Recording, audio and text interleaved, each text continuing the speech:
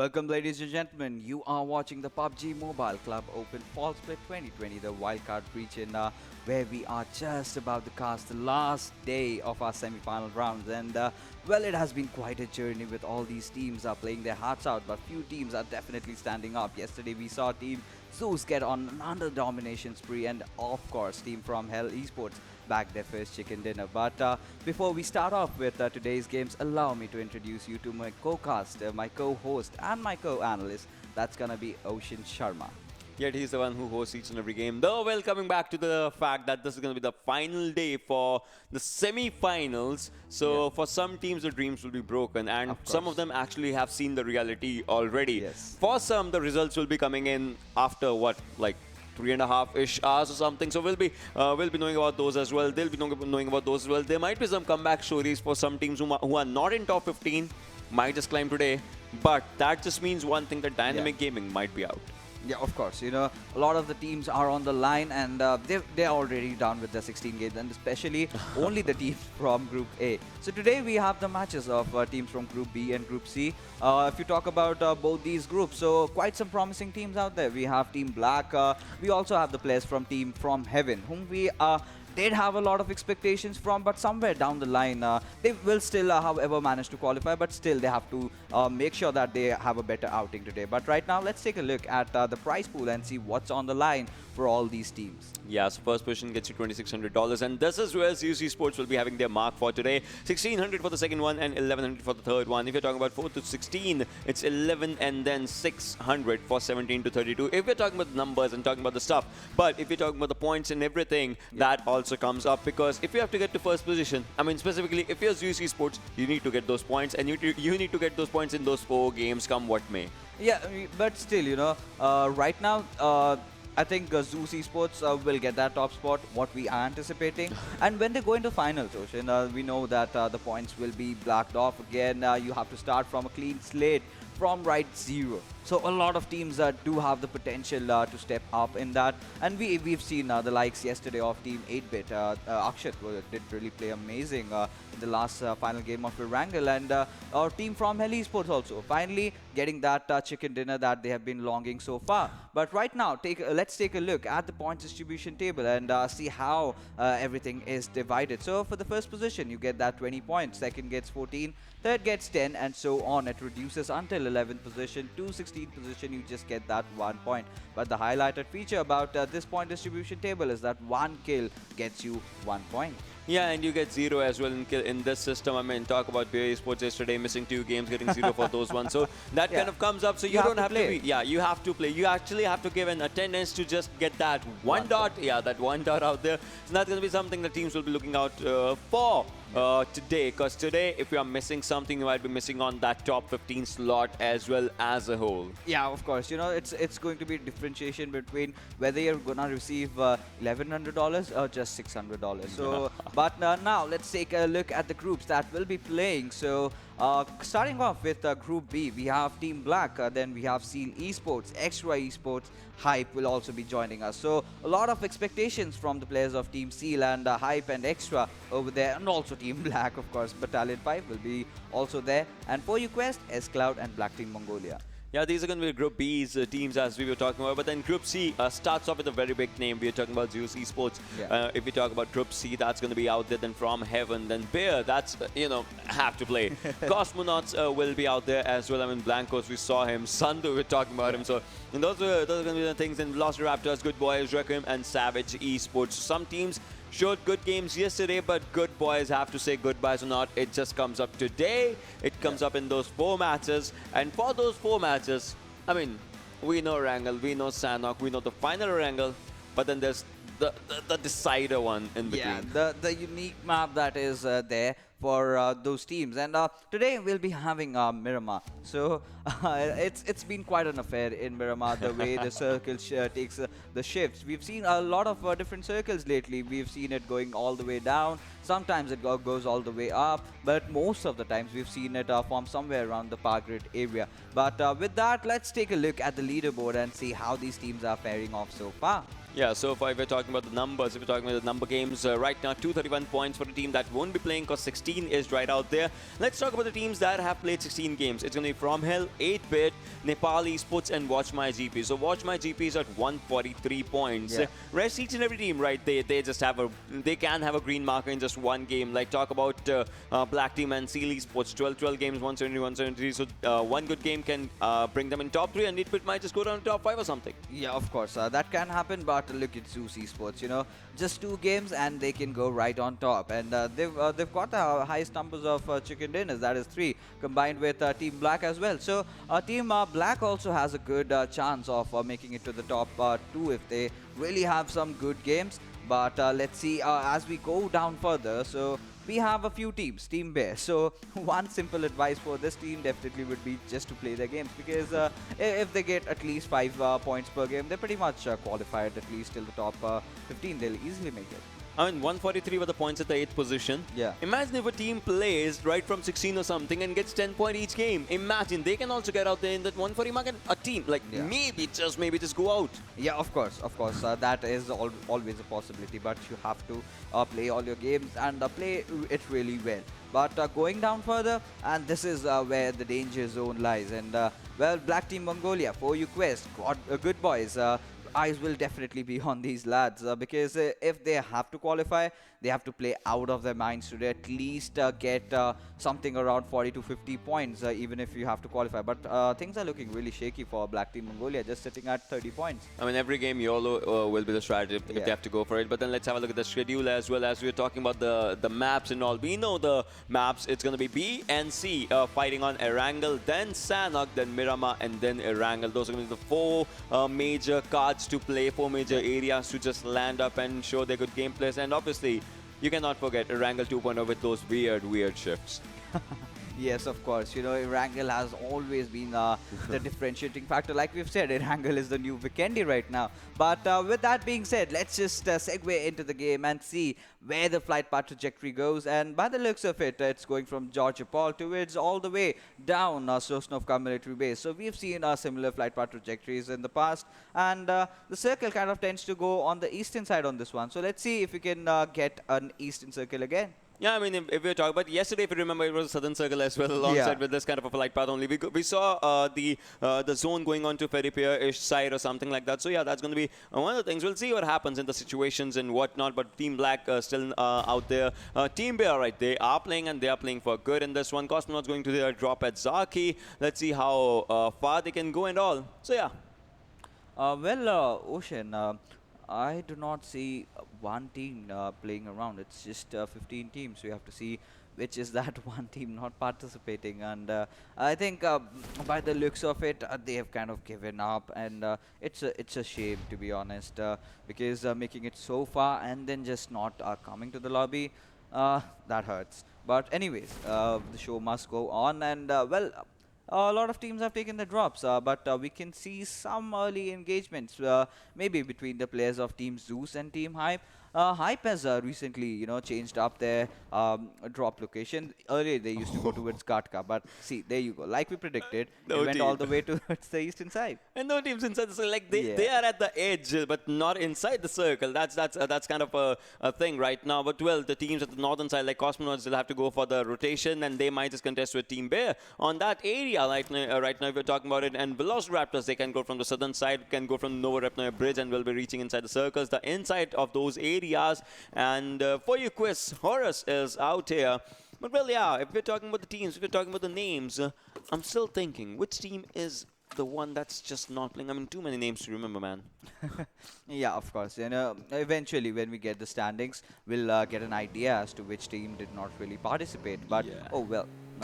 Just find out the second reason. Lord was actually in a hurry. I mean, he just needed his own separate bike, and well, he's just going ahead, moving on. And all these teams that were on the eastern edge of the circle, are just marching in inside the play zone, and they'll be a happy bunch of people. They know that they can get the better out of the circles. Teams that will be going to Prison, Lipovka, they'll have a good time. Even Milta Power, all these compounds have been kind of changed a bit, and they've been revamped. So a lot of the new things have really come up. But there have been, however, a lot of changes in the ridges as well. I was checking it out. You've got some new ridges coming along just the western side of school areas. So those fights would have also been interesting. But this time the circle is not at that area. Yeah, so far it's not around that area, but we'll have to see how it just comes up when the things are gonna go south, and they will go south really soon. We know about those things as well. But well, for now, Questros, I mean, they are in a trouble. Horus is in trouble. I think so. Not. It's a crossbow. Crossbow. See, you need to hit. You need to hit it right. You need to hit it to a good spot, and I think he actually spotted one, but still there is nothing that's happening. I mean, he's waiting for the right moment. Banahan, can we see a good crossbow shot? I mean, so, give me that crossbow. You know, talking about crossbow, what do you think? What buff can be given to this weapon to, you know, at least have the teams kind of even thinking that, yeah, I can go for a crossbow? What do you think, according to you, can really be worked on? I would say give them more bows. Yeah. And the quiver's reloading time should... Oh, my God. Oh, wait a second. Banahan is moving forward with the crossbow, and I want to see that happening. And yes, it does. No, that's a shotgun. Just to ruin the mood. But it's fine. A shotgun and a headshot, and from that distance, that's good. That His was health like was around, pretty low already. Yeah, but still, you know, a headshot ruins and my mood.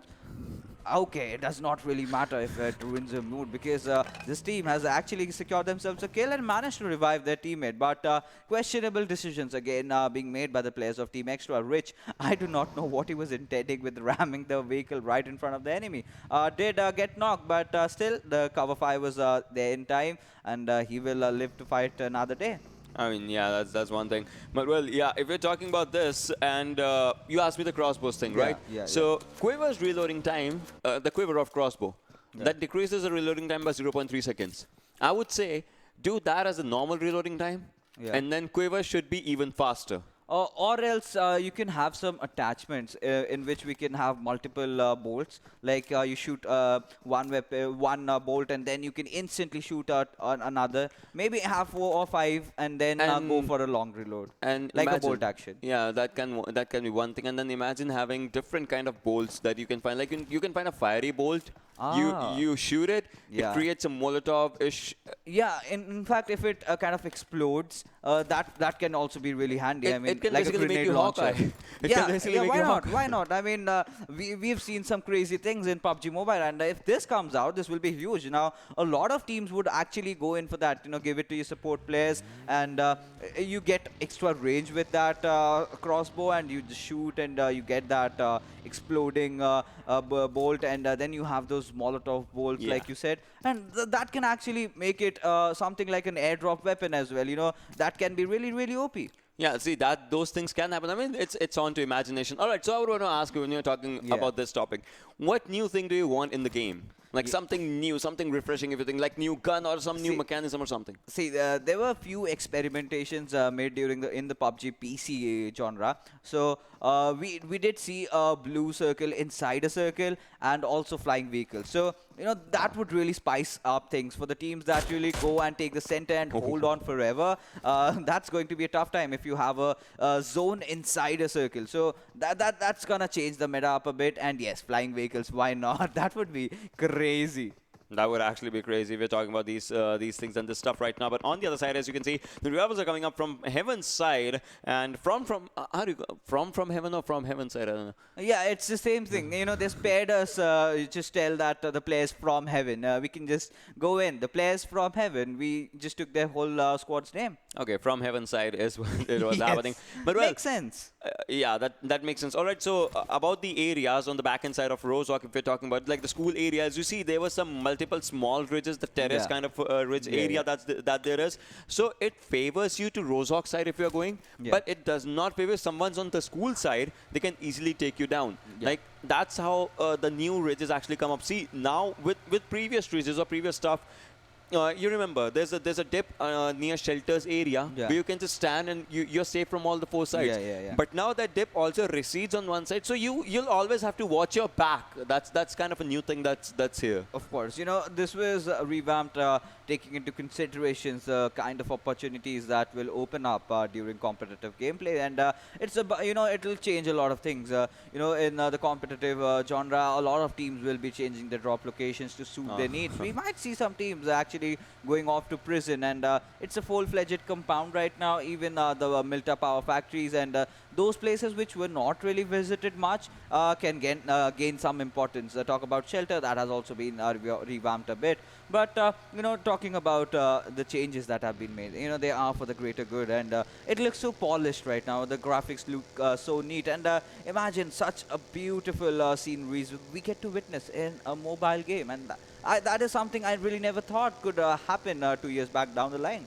Absolutely, in 2 years, it's actually been a roller coaster of a journey. If you're talking about the stuff, the old Erangel, the new Erangel just coming up, and then if you remember, there were some times with point of interest, those areas that randomly spawn in the map and everything, and then the first ever, if I have to talk about the first ever PMCO that happened, the Berlin Global Finals, that's all those things. I mean, it's been a good journey so far. Yeah, it's just a journey that has begun, and I don't think it's gonna end anywhere soon. Or right now, the players of Team Black Mongolia, they finally made it into the lobby. But yeah, with 3 players, but still, they are gonna get at least 1 point at the least. But this team has to get minimum like 20 points. So good games, really. Not even 20 points. They have to get 30 in every single one to really have a shot at qualifying.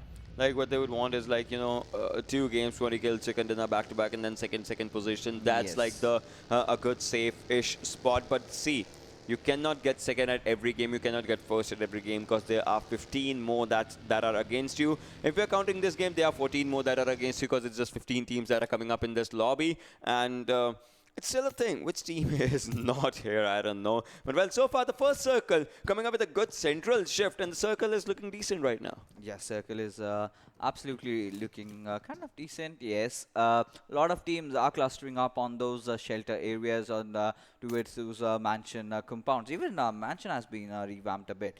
But talking about Team Battalion 5, this is a squad. Let's see how they perform. They've spotted down the players of Team Savage, taking a few shots, but not really connecting. So I've noticed one thing. The players tend to shoot at where the vehicle is going. If they shoot a bit ahead of them, and you have to make your calculations, right? This is where physics comes in, and just a bit further depending on the distance, and connect your shots. It's a easy peasy knock, and a lot of players have actually adapted to it. I've seen a lot of players taking those vehicle knocks over there. But yes, all these teams can really just polish their skills up a bit in this area.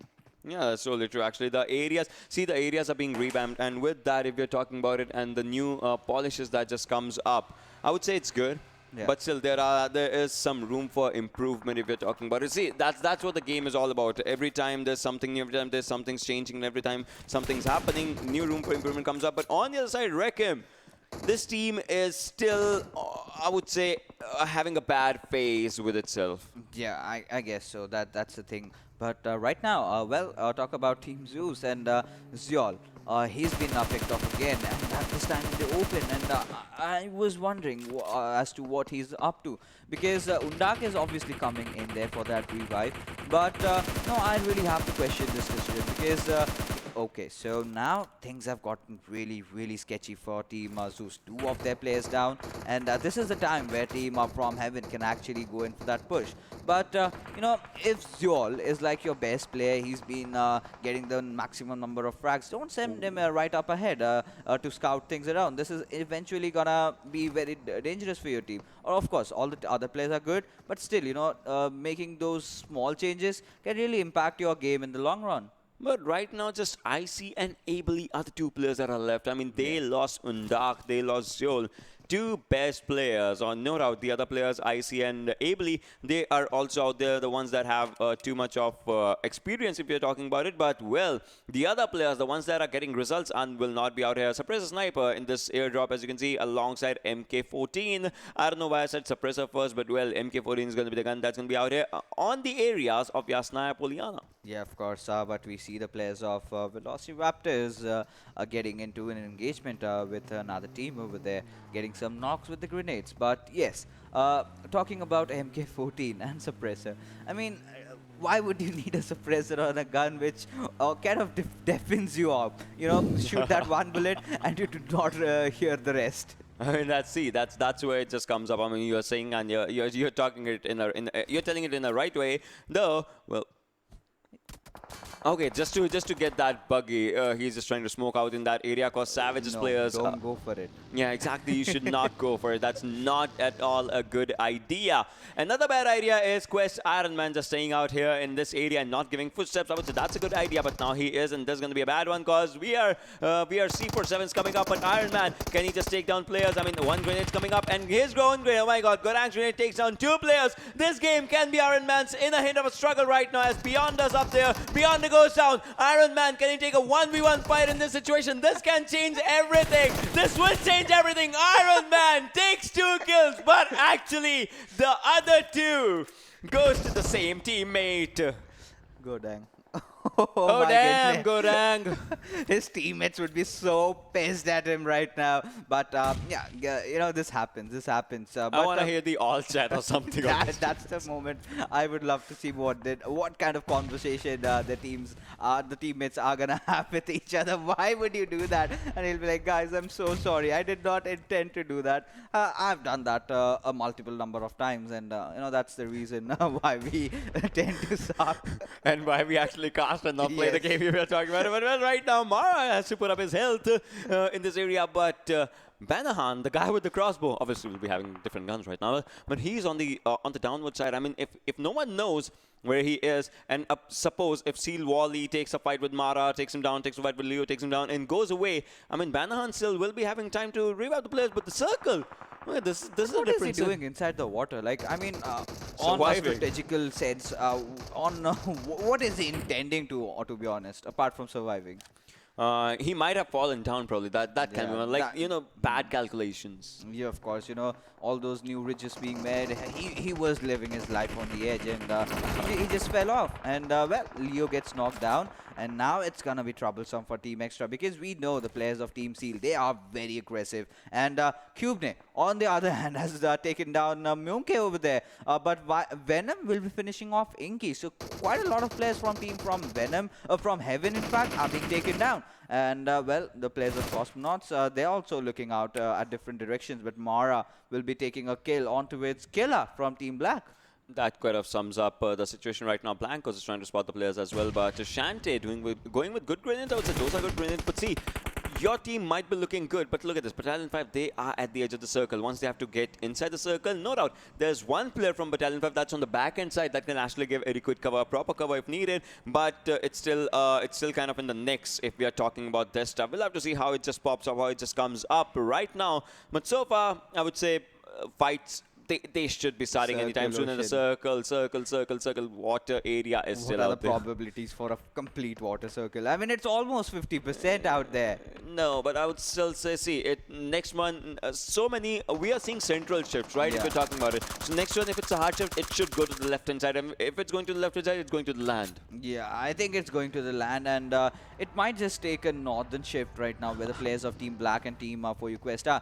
But Turtle will get a knock over there. And Team Hype, they're also off to a good start, getting a few kills right off the bat. And this is looking to be a slow affair so far. But now that the circle has taken a drastic shift, we are going to witness so many kills in the next couple of minutes. And talking about Team Battalion 5, they've got all the 4 players on board. All of them are alive, really. They have to get inside the circle.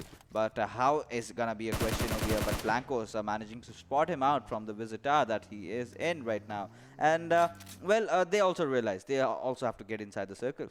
Yeah, they have to get inside the circle and they have to get it right now as soon as they can. If they can, that would be a good thing. But we'll have to see how situations just come up in those scenarios. In these scenarios, if we're talking about it. But well, for now, Bears Dominga is also moving, and the players are slowly and steadily just trying to go to their good locations if they can. But well, good locations, they don't tend to stay good, as you have to move and you have to constantly move with the circle and against the circle slowly and steadily. Yeah, of course. And Onyx has spotted down the players of S.Cloud and is dishing out a lot of damage, getting that confirmation onto its Mondo. But his own teammate is knocked out over here, and Team Zeus, oh my goodness, they were in the nearby fray. But they decided to back off, and that's a good decision, dropping those smokes before we are going in for the revive. A lot of fights have started off in the western side of the circle, and Team Savage, Team Requiem, Team Hype, all of them are together. The next cluster is towards the northern side, where we have Team Black, S.Cloud, and then Battalion 5 also. So they also have to get inside the circle. How is definitely, like we said, is going to be the question, because all the entry points have kind of been blocked. Yeah, they are right now. Look at the throwables just coming up from all the directions, all the sides. But those were some good shots for the start, but yeah, could not go for the end. But Mukesh takes down one from Savage's side, and fourth zone now it's going to be closing up to the fifth one and all those things. And now it's going to be a game-changing moment, because when the circle comes up and when the number 5 touches out there, the damage of the zone is catastrophic.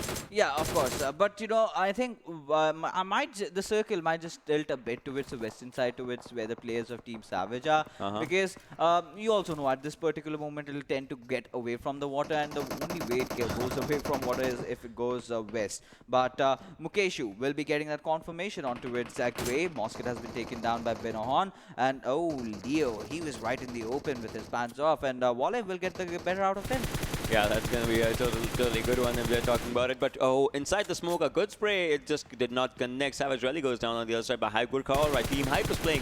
So I had a question yesterday, if you remember when we started the segment, that Team Hype was not playing yesterday, but day before yesterday they had a really good momentum. So how do you think they will be, going with that one? Like, do you think the same momentum is going to be out there? And do you think this blast is going to be bad? No, all right. So it's a good one.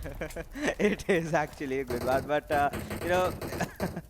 question. Yeah. So talking about Team Hype, I mean, let's just get to know as to how they are gonna perform. I mean, basically, action definitely do speak louder than words, and no matter how much speculation we do make, we are still waiting for them to come in. And there you go, the shift coming in, and this time it's gone a bit towards the southern area, and still 50% of it in the water. It's still a water area. I mean, okay, this looks weird. Is it excitement or is it sadness? It's both right now. I'm excitingly sad. Wow. I mean, that's a very weird way to put it, but okay, we'll live with that. Ben Ohan gets another knock, and the players of Team Cosmonauts, well, they've been taking a lot of shots onto it themselves, but Amit Sama from Team Requiem has been down by Dawes, and Mosket, he's also getting a lot of knocks out there, and Team Beer, whenever they come to play, if they come to play, they always play well, and always being the consistent team, and right now, let's see how they are gonna stand up, but Dawes, oh my goodness, this lad is dishing quite some damage. Mosket was also doing the same just before getting taken down by Mara. Mosket has gone down, but Sneaks as well. Alright, so we know what Team Black Sneaks actually is capable of doing, but right now he's just down. Extra Esport gets eliminated. 10 teams surviving as one more bites us in the situation right now. As you can see, Savage Esports was the one that went out with 0 kills, but after that, alright, one was a confirmed kill out there, but Team Hype is doing wonders as 7 kills already. Requiem goes down as well, but that was the reason why Hype Venom was actually dishing out all the Venom, but a good grenade on the Heli's side would have taken him also, but that vehicle is what is saving him. Yeah, that vehicle and those clouds over there. But Heli, we've seen this lad pull off some crazy plays. It was just not executed to perfection, but still, Team Hype, they are going in very aggressive. The push is on. Venom has been taken down. Exis will be going in for the revive. Turtle are proning in, and any single moment they are gonna charge in, and there you go. Gurkha getting that one knock onto its Heli. All that remains is action over there, and they just have to spot him out. Action comes out in the open, goes from the left-hand side. That takes a lot of fire, but oh my goodness, there's the engagement, and there you go. Action also being taken down, and Team Hype getting another squad wipe. 10 kills already. Everyone's on red HP from Team Hype. I mean, Venom just put up his first aid, has to put up smokes all around the areas. But imagine, Heli's skill was about to be stolen, and look at this. Oh, No, no, no, no, no, no, no, Get no, back, no, no, get no, back. no. Wally has to get back, but no, Oh, the sword is with someone else right now as they're trying to beat that lightsaber in this area. But we'll have to see where the next circle comes up. Oh, and again, circle still favoring water. It's still a water area. That means the players that are inside the water might be in a bit of trouble right now. As we can see, there's Zaid. He cannot heal. He cannot do anything. That's just insane. But a good grenade for Ambition might take him down. Is this enough? Is this enough? Can we see the kill feed? Placement takes on Zeus. I see, but the grenade confirmation is not yet there. not yet dead, but the players of Team S.Cloud are still surviving somehow by the whiskers. And Ambition with his SLR. Oh my goodness, they try, but he was just not too much for Turtle, and Turtle takes him down with his DP. I mean, of course, DPs tend to have a lot of damage, and if you get those headshot, it definitely hurts you. But Team Bear, they just lost Mosket. They still have all the rest of the 3 players alive. They've taken 3 kills, which is really good. And the best part is that they are in a good position inside the circle. Good map control is what we can expect out of Team Bear. So let's see what goes on. But right now, if we're talking about Bears players, like they're lacking one thing that's a good helmet. Like some of them have it, like Ariman has it, but on the other side, Ambition, where his second fight does not have a helmet. I mean, in this situation, it kind of becomes critical, right? In the final areas, like, but he is doing wonders as Hype exists, drops on. But on the other side, one more player actually fell down, and Venom might also be the one that's going down. No, he is still surviving. But the lower area is something that's going to be playing against him. But now Gurkha Whitey takes down Ariman. Venom has low health, really low health, has to apply just the bandage, 5 bandage on himself. If the voice is heard on the other side of the cliff, they will be popping up. But grenades going up. Oh my god. Domingo is very close. He's fairly close right now. But no. It is still not doing enough. But on the other side, Hype Squad, they are looking good. But the revival has to come in, and it has to come in right now. As Domingo, he can move forward. But no!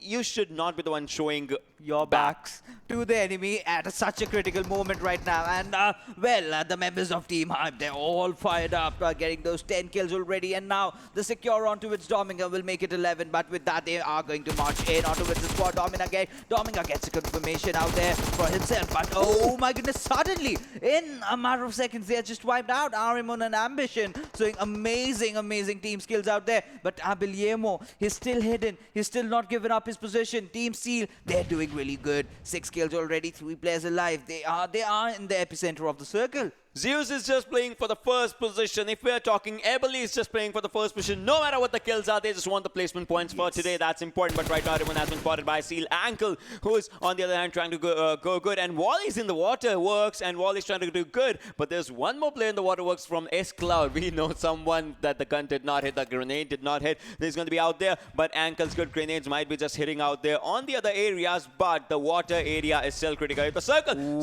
goes to the water area. It's still on the ridge, but still water area is out there. Yeah, of course. And Nirzid, he must be so happy. Must be thanking his stars over there. And beneath everything, you know, we have Kai, who's not even moved. He's not even moved an inch. He's still sticking onto that rocky surface. But right now, by the looks of it, he still looks safe. But Team Bear, they have to make that rotation in. And in front of them, they've got the 3 big guns. That is the players of Team Seal. Abiliemo, he's still surviving. And that's a good job, you know, losing out on their players early into the game. Just 2 players remaining. And they managed to make it to the top 4. And that's something with which they can really live. And what's wrong with PUBG right now? I mean, it's right as well as you get to see much more of the context. Or, you know, the water areas just coming up. PUBG loves water, but oh my god, guns are also the things. And that's where Ankle is trying to shine with everything, as Seals players are doing really good. If you're talking about Qadr as well, as he, you know, knocked down 1 player. Wally needs a revive, and he needs a revive stat, but the circle is with Seal. The circle is strong with this one. Yeah, of course. And, you know, land circles, nah, they're just too mainstream. And right now, so let's just have those water circles playing around with the players. And there you go, kills being confirmed over here. But still, Team Bear, they are holding on to the grounds right. But how are they going to make it into the final circle with the players of Team Seal keeping in watch over there? But Abiliemo, my eyes are definitely on this lad. Oh, Angela managed to spot out the players. And there you go, the first knock comes in by Qadr. And, well, just that 1 player remaining from Team Bear. Abiliemo still surviving. Somehow he's given up his position, and now the tick markers have come in. Why isn't he shooting over there? Oh, he just, yeah, exactly. That was my question. But on the other side, if you're talking about it, Beer also gets eliminated. Now it's just land versus water. The yin and yang just coming up in this situation. If you're talking about it, and Kai has an Uzi, but the upper area is going to be important. Plus, his head will be vulnerable from this area, from this angle. If you're talking about it, Seal gets that chicken dinner already, but no! This looks on a different pace. On the other side, the water areas. S.Cloud is in the water clouds, but is this enough? 7 circle coming up. It's going to be 8 soon. But if they go in the water area, it will go down to some, punch battle or something. I would want to see them jump. But the circle is on land and Ankle knows it. He's just going to wait. So the next 30 seconds, the game will be out there. But the thing is, will they get the final kill or not? I don't care. Jump. That circle's not. Doesn't matter. Jump. I mean, that would be crazy. Imagine jumping and then in the air, you're just shooting out. But no, that won't be necessary. The Molotov coming inside the water, burning out Nirzed. And, well, certain things are constant over here. Team Steel getting another chicken dinner for themselves. And they have been in this position a lot of times. And they know how to clutch out. I mean, they know how to clutch out, but right now with those 4 games winning, now 3, it's like Team Seal wants to show that it's our day. If not anything, we'll be hoping for a good ending, maybe top 3. If it just comes out the games like this, if they come up perfect, they might just go for it. But then, by the start of this day, Hype Venom becomes the MVP for the first game. 6 kills, 881 damage, and out of those 11 for the team, this guy had 6. I mean, Team Hype are really bringing in the heat. 10 kilometers of distance covered, and Venom being one of the old guards of Team Hype, one of the OG members, and he's always been there as a backbone for the team, and whenever the time comes to shine, he definitely does that. And he's shining good, as you can see, with the numbers out there. Good survival time as well. 22 minutes survival time. The team got eliminated on 5th position. But with these 11 kills, I'm sure they are going to be above ZeusEsports as well. Like on the 3rd position or maybe 4th. 4th is obviously over there. Probably. But yes, we love to see how those players played out. But let's take a look at the top 5 players and see which are the ones are going to be joining Venom. There we have Kader, followed by Ankle, then Gurkha, and Benohan. And so Gurkha, it's obvious, they got so many kills, and Gurkha was always there in the action. But Kader and Ankle, they're well a chicken dinner team, and they did display that without even Wale, they can get those dinners coming in. Now, Wale being taken down early, but did not really break their morale. They kept on going, and that's how you get the results. I mean, for Wally, the thing that, took him down, not down, so he was in the water areas for a while, then he came to the land area, but still, it doesn't matter. The team's winning by hook or by crook, and obviously by kills, with the final person mollied out, and then, all those things. So I would say Team Seal did really good, if anything, but more is to come. And by that, 3 more games that's going to be out there. But before that happens, I want to see in the water is how many smokes and nades or something just come up, right? I mean, of course, the way the thing started off today, that was so amazing. But match summary, like you mentioned, we want to see how many smokes and grenades were actually committed in this one. And I don't think that would be a huge number. Yes, 131. So, with the way the ships were, a lot of teams were taken down while they were making this rotation. 65 knocks, out of which just 50 were confirmed. Total headshots 10, just that 1 grenade kill and just that 1 airdrop looted. So with 50 confirmation, if you're talking about 50 confirmation, see, 11 were taken by Team Hype. Yeah. Comes to 30, the number comes to 39. Yeah. Then Team Seal also had 11-ish. Like they 2 players had 9 consecutively in the top 5 players. Then imagine the other 2 players had 1 or something. Yeah. So it comes to 28. That means these 2 teams only had a big bunch of kills for themselves. The other teams were out there distributing themselves. Yeah, of course. It has been an even distribution apart from these 2-3 teams in the top order. But yes, a few disappointments were obviously there. I obviously Zeus making some bad mistakes in the early, but they still somehow managed to have a good positioning for themselves, finishing in the top 3. But right now, let's take a look at the map standings of Erangel and see how this map has fared off for all these teams. As we can see, ZeusEsports 11 and Hype 11. Yeah, this is what we were talking, right? Second. We were talking top 3. It comes up to 2nd position. That's really good observation. Beer coming out here on the 3rd position, but the team that was on. So it's like you can call it 2nd and 4th, kind of swap the place or something. Look at S.Cloud, 0 kills, yet 2nd position, 14 placement points. They could have taken some kills. See, they would obviously would have gone into the fights, but after the 4th circle, that's where they were in the water area. So Nirzed was basically immobilized in the water. Kai could have done something, but he really feared that if he gave up his position, he just wanted to stay till the last and get the chicken dinner. And there was a possibility, no? When the fight really happened with the players over there against Team Seal, he could have done something. But he did not have a helmet, and that just puts you. Yes. We were talking like it puts you vulnerable. One shot on the head. Yeah, you're almost like 80% down. Yeah, so it's like, plus your morale also goes down. So we still don't know which one team was it that did not play. But yeah, in the overalls, we surely will be seeing it. But BlackTeamMongolia, once again, they are at 15th position this week. Yep, and Black Team, we did expect some really great performance from this team and could not really see them much in the action. And Black Team Mongolia, their misery kind of continues. But with the way the first Erangel went on, I was really impressed, with what a way to start off the games. And these are the kind of circles that we live for. By the way, right? Yeah. So PMPL, Americas, and all those are happening. Yeah. In the PMPL scrims yesterday, in North America, a full water circle was out there. Well, why not? With why 7 not? teams surviving. We would love to see another water circle over here. But before that, let's take a look at the kill leaders and see which are the players. And has Akshat still managed to hold on to his top position? Yes, he does. Yes, he does, Akshat and Sanchit. I mean, the guys are not playing, but the numbers are playing with the other players if you're talking about it. And 8,243, that the number of damage is what I'm, I think that's the highest. Godless is still there as well. I want to see what Zol does by the end of the day. Yeah, of course, But Sanjay has definitely been a revelation in the semi-finals. And Akshat, we do know him for a long, long time. He's an amazing player. He's just outperforming thing. But with the way Sanjay has played off, earlier he was kind of overshadowed by Godless. But now he's playing in a league of his own. But as we move on, we have Action, Volley, Abeliemo, Icy and Venom. So the players from Team Hype are also coming into the action. Volley, we have seen him being capable of a lot of things and he's certainly delivered. I'm really excited for the finals. I'm really excited for the finals as well, but for the finals, you know what's important, right? The overall standings that we have to see and discuss. That's only on our screens in a while as we are, keeping the discussions of overall standings.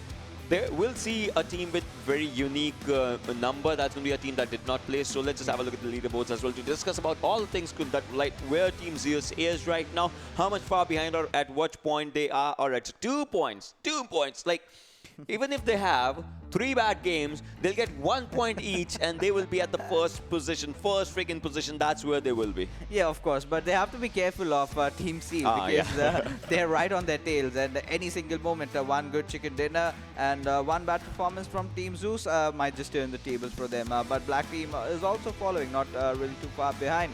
179, but we still see a distinction between the top 3. I mean, that's where Team Seal Esports shine, right? They got a chicken dinner, 135. They have highest placement points than any other team. That just shows that they can go for the good placement points in the coming games as well, and they will be in the top position.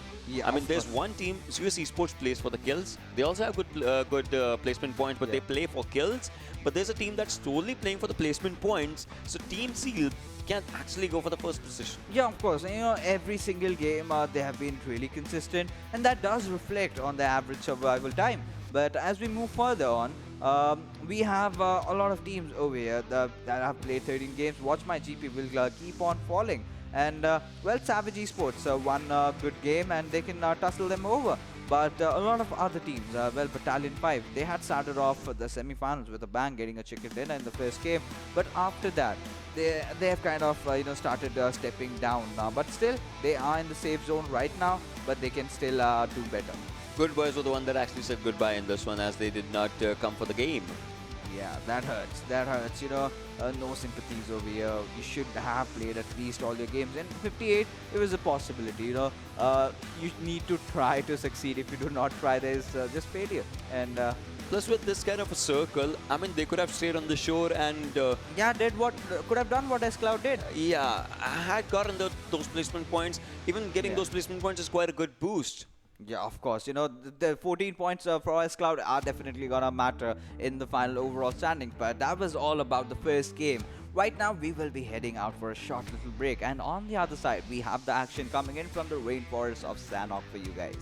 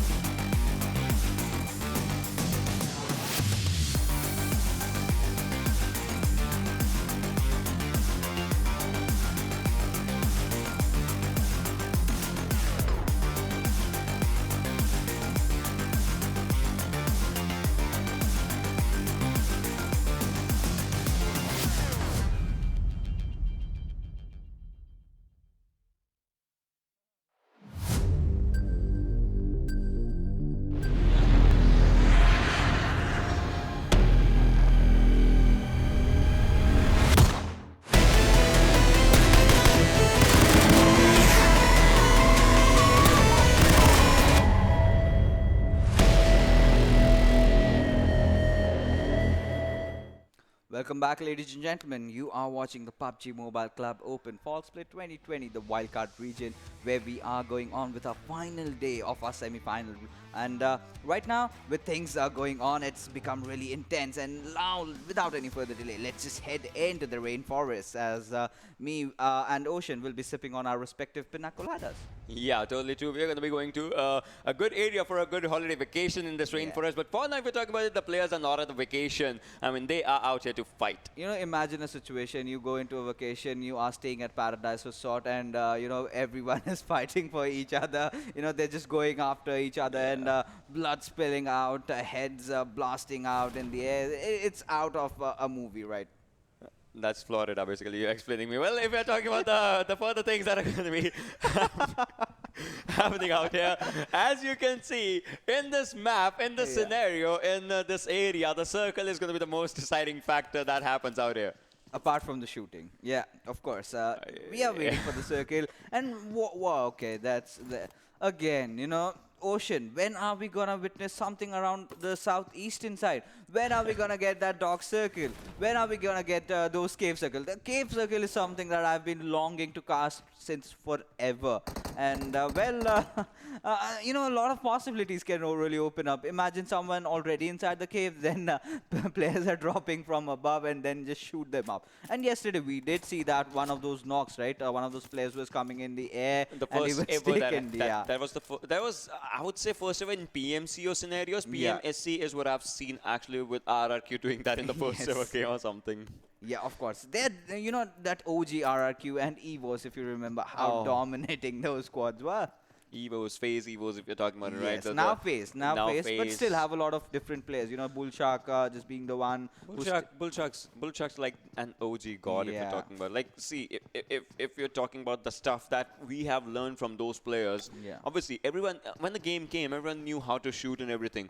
But the strategies, the usages, the one player will be dedicated sniper, one player has to be the IGL, his calls are the godly calls and all those, like those things. You know, back then the meta used to be a lot different than what it used to be today, what it is today. In fact, last time, if you remember, the first PMSC, you know, the point distribution, win a game, get 300 points, easy. Yeah, teams were having 2,000, 3,000 points for themselves. One kill gets you 500 points. That has also been the meta once. Yes, of course. Why not? So those were the things, but now it's come a long way. You know, now a lot of you know, so small changes have led into a drastic, huge change. I mean, those ripples in the water now have affected the ocean, and well, it's yeah, they do affect me. Well, spiders moving in. No! You should have knocked before you went in. Actually, and then just shoot something or just. Okay, so the trouble is not yet over. Two players have come in and Gurkha can handle, but those grenades, no, that was just too much. But look at this, how low his health, like... I think that was a headshot. One shot was a headshot. Yeah, because obviously you could not see much more of a body, right, from those areas, so that was a headshot. But that was still intense. That's an intense way to start a game. Yeah, of course, you know, with the way Team S.Cloud have been starting off. But still, they've already lost two of their players, and that's bad news for Team S.Cloud. They have to survive yet again and survive for a long time, and just that one kill for themselves. At least they have a kill in this one. Yes, they do. But still, 14 points and just one kill point. Obviously, the former wins. But he wants revenge. He is there for redemption. He's not letting them go so easily. So let's see how Team S.Cloud will really kind of escape from the situation. But the players of Team Hype have started surrounding in, have started closing in. And this particular fight is happening just around the cave area. Well, Gentleman is also there, but he's on the flank and he's trying to block off their exit. I mean, if you're talking about it, so these are the teams. Team Hype was in top in the previous game. S.Cloud was on the second position. We saw Team Seal as well right now, the team that actually won previous game. And Zeus will be somewhere on the areas of Painan if we're talking about that. Yes. So if we're talking about these teams, it's kind of one thing. They are still showing that fighting spirit somehow because they know how much it means for them. Now they know the qualification has happened. They want to play that you know... put the A game. Yeah. So their A game, exactly. So that's what these teams are trying. Meanwhile, on the other side, the teams that are still on the verge of qualification are playing it really lightly. Like they are taking it much more kind of in a serious note. They are also, these teams are also taking it in a serious way. But the teams that have to go for a qualification, they are looking at each and every corner before they just move in or something. Of course, you have to do that. Like we said, do not keep things till the last day. And well, a few teams did not do that, and now they're playing freely, getting all those kills, going on the aggressive front, and kind of trying to reach out the maximum potential, untap what they can still do for the finals, because that's where the real thing matters. That's where everything is gonna make sense. And gentlemen, like we said, he did go on a flank angle. He was trying to block off the exits and found out Mondo, knocked him and finished him off. But the woes of Team Requiem still continue, as this time the players of Team FromHeaven are pushing on towards them.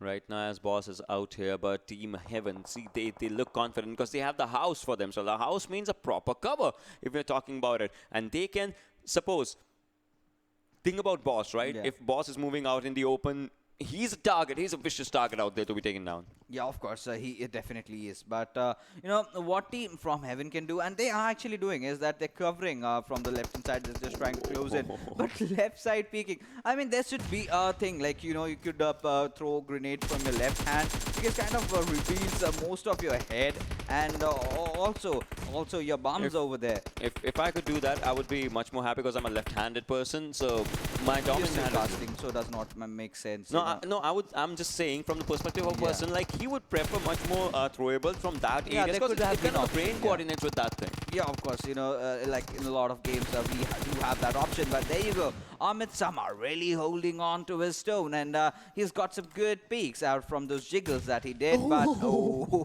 that cheeky grenade. Oh my god, grenades are looking good in this scenario. I mean, they lost one player, Jal, but Spooky was like, I cannot, they cannot lose Spooky. If they lost Spooky, the whole team would have gone. It was 1v1 situation. Yeah, of course. But, one thing that I really want to point out, I've seen Ziol getting knocked down again. And this brings me to thinking that what's wrong with Ziol. Lately, he's been always knocked out first, all the single time. And yes, his teammates are over there, but we know this player is capable of lot more things. And yes, having him knocked out in the first is something that I really would not like to see. And there you go. The confirmation also came in, and Manta will be taking down. So Team Black Mongolia, they're off to a good start. They've taken down a few players out there, but this is just the beginning. And Icy, he's closing in. And Ronin, well, we did see Ronin also play out of his minds, and Icy gets that beautiful knock on towards Azura.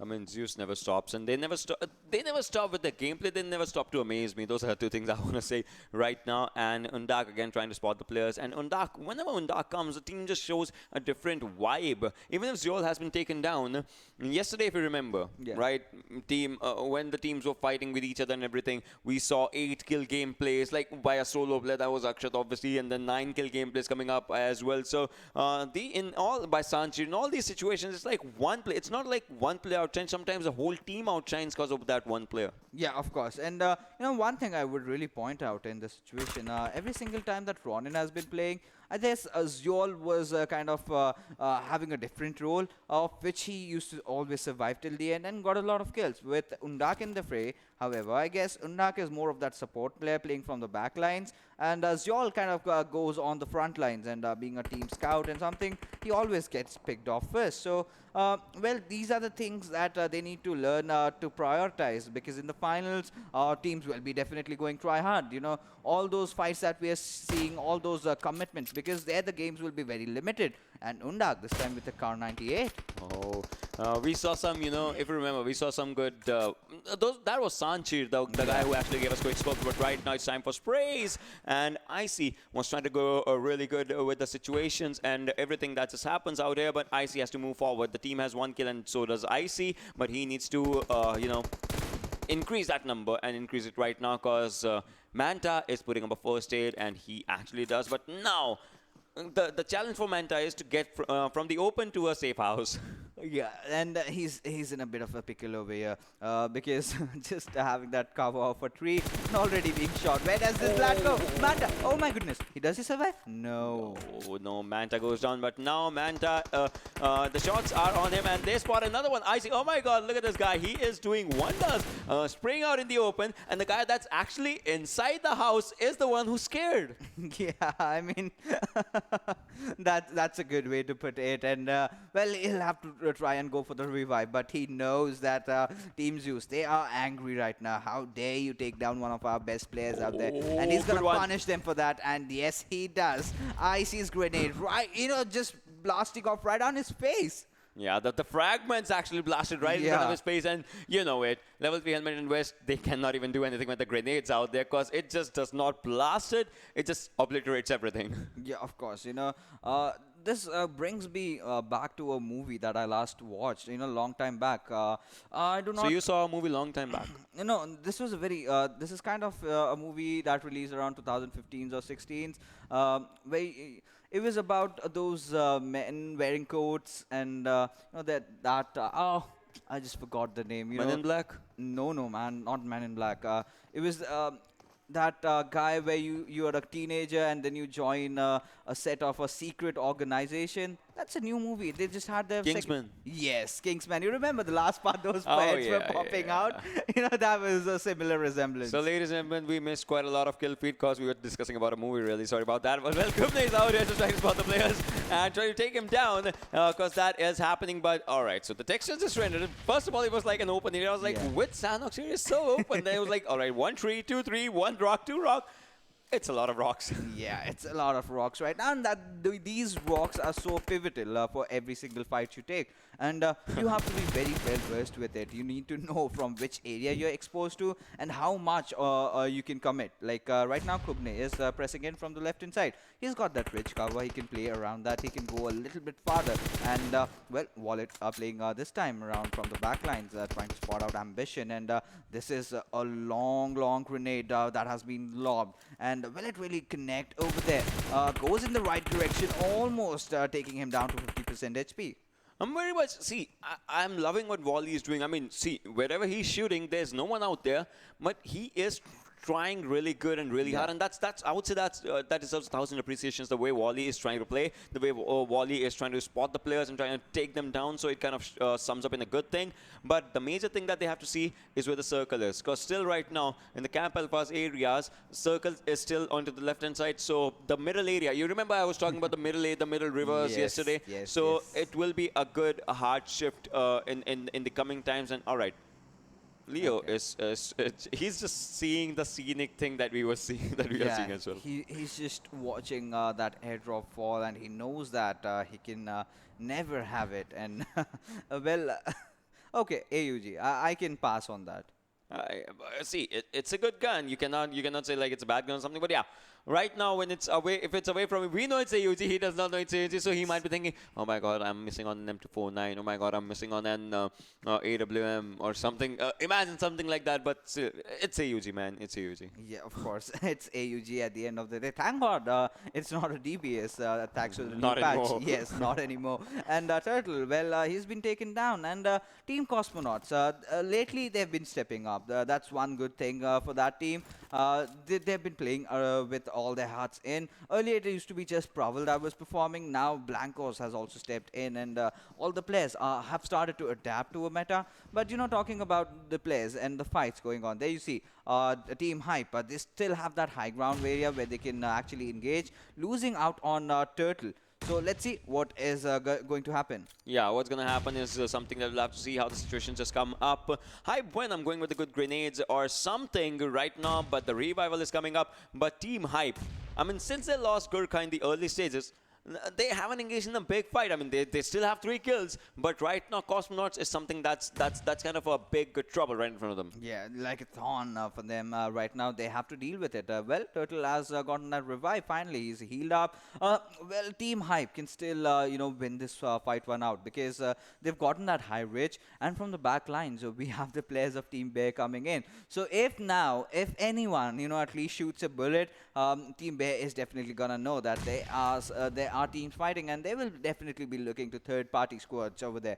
But Praval has an Uzi, a very explosive weapon, and in Sanhok we've seen a lot of players opting for the Vector, and this particular gun really thrives in this particular map. And Legend, he might just show himself any single moment. Well, it was Sandhu, so it's his teammate, nothing much to worry about.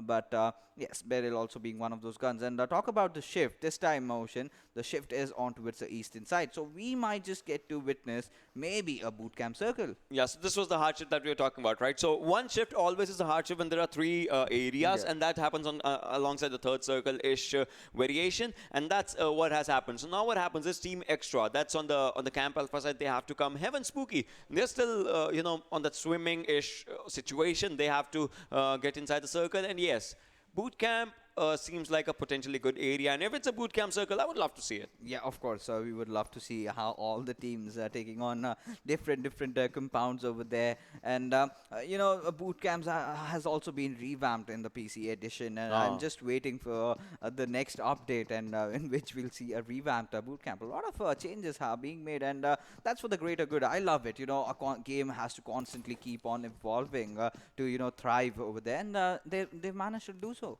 So have you seen that one, the one that we were talking about? Not the train. So trains in Vikendi, but in Sanhok actually there's an armored truck.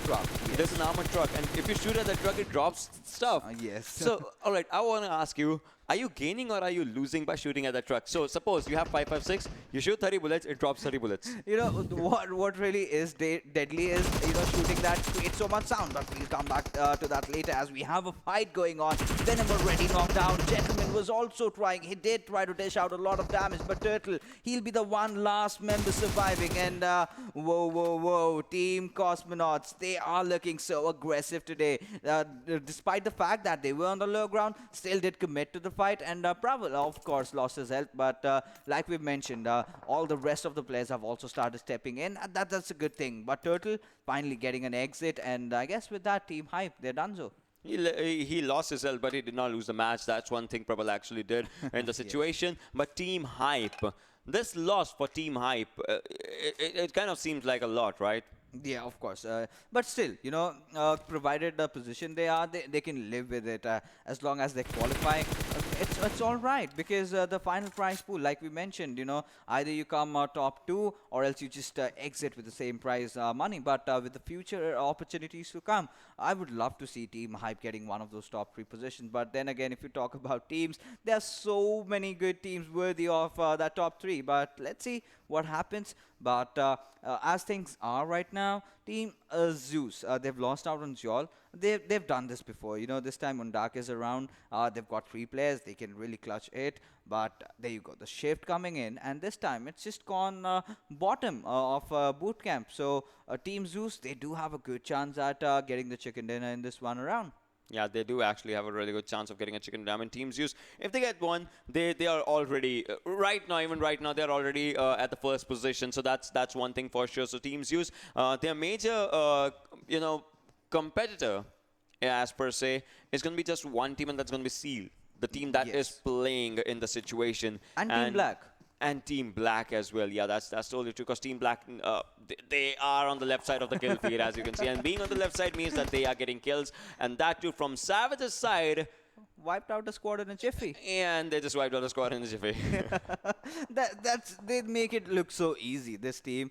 All the players, not just one highlighted player, all the players of Team Black are amazing. And, watching all these players, Team Black, Team From Hell, Zeus, Seal, 8-Bit, Team Hype, even our Nepal Esports really played well yesterday. All these teams, I'm so excited as to how they are going to play in the finals. But right now, Team Bear, they are in a bit of a pickle over there. Team Seal has botted them down, and Cosmonauts are actually capitalizing on this situation. And just before even they could realize, Team Bear, they have taken an exit. They actually take an exit in the situation right now. Team Bear is also looking bad. I mean, we talked about it. They don't need to play. They might be good fit or something. But still now they have just 2 games. That's going to be an important one. But Battalion 5, they are looking good as they are pinching down a team that was really dominant. And that too on the back-end side of bootcamp, where the circle is coming slow and steadily. So it might be a bad situation for Team Black altogether.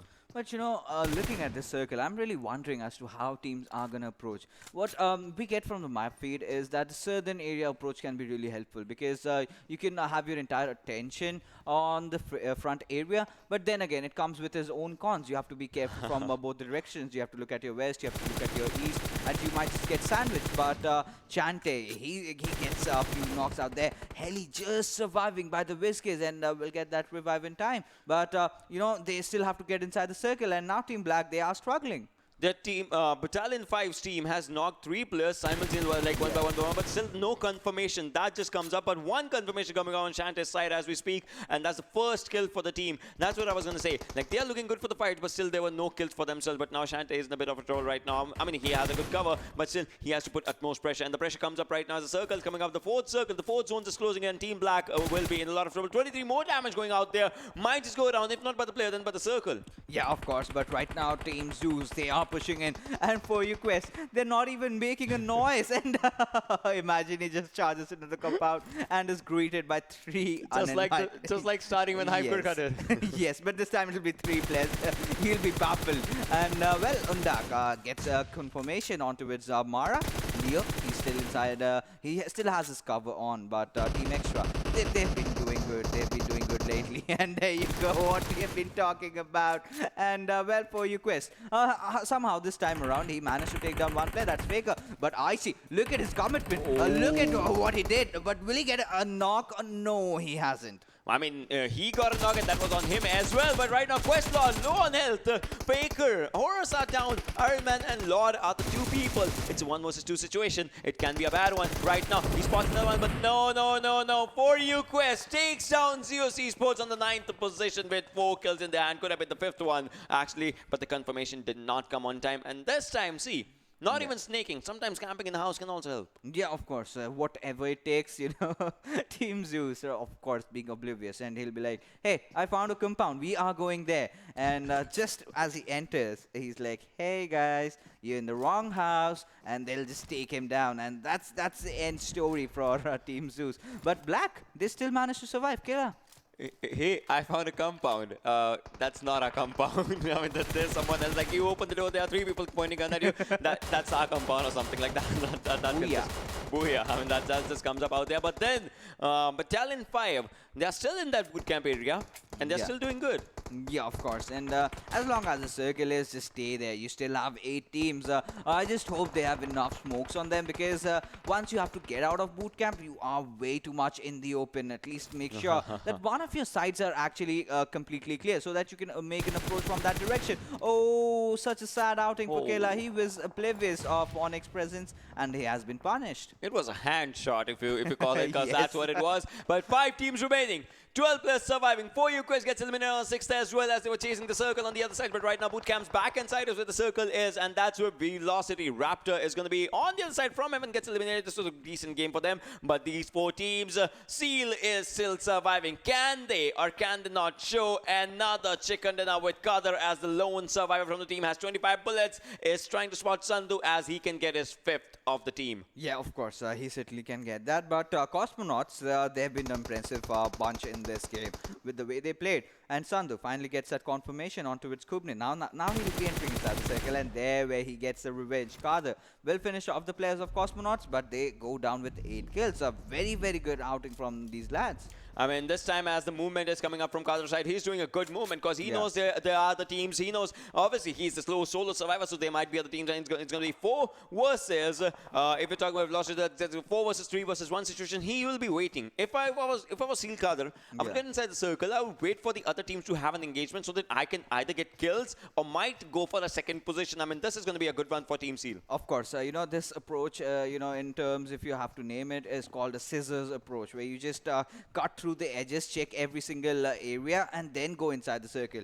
And in the situation that he is in, that's a perfect execution by Team Seal over there. But right now, Battalion 5 are aware of his position. Well, he just was a bit too much in the open, and it's about the the rendering distance, right? He could spot him, and he just took him down. And Battalion 5, finally, this is a good possible chance.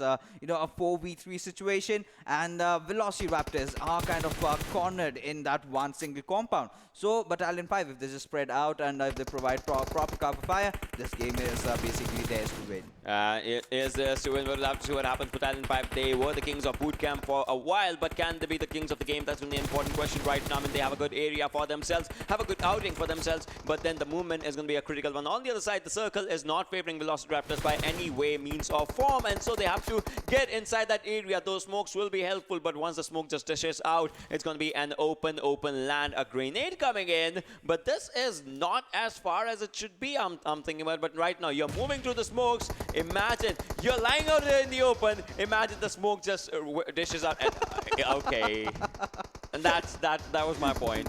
This is fear, right? Oh my goodness, where am I? And look at the smokes that have been deployed by the players of Battalion 5, and there you go, the chicken dinner also coming in, and Battalion 5 getting the win this time around. But yeah, VelociRaptors, you know, a perfect entry could have been like, you know, not just have one single path line, but you can have like multiple path lines, and that could have really worked out.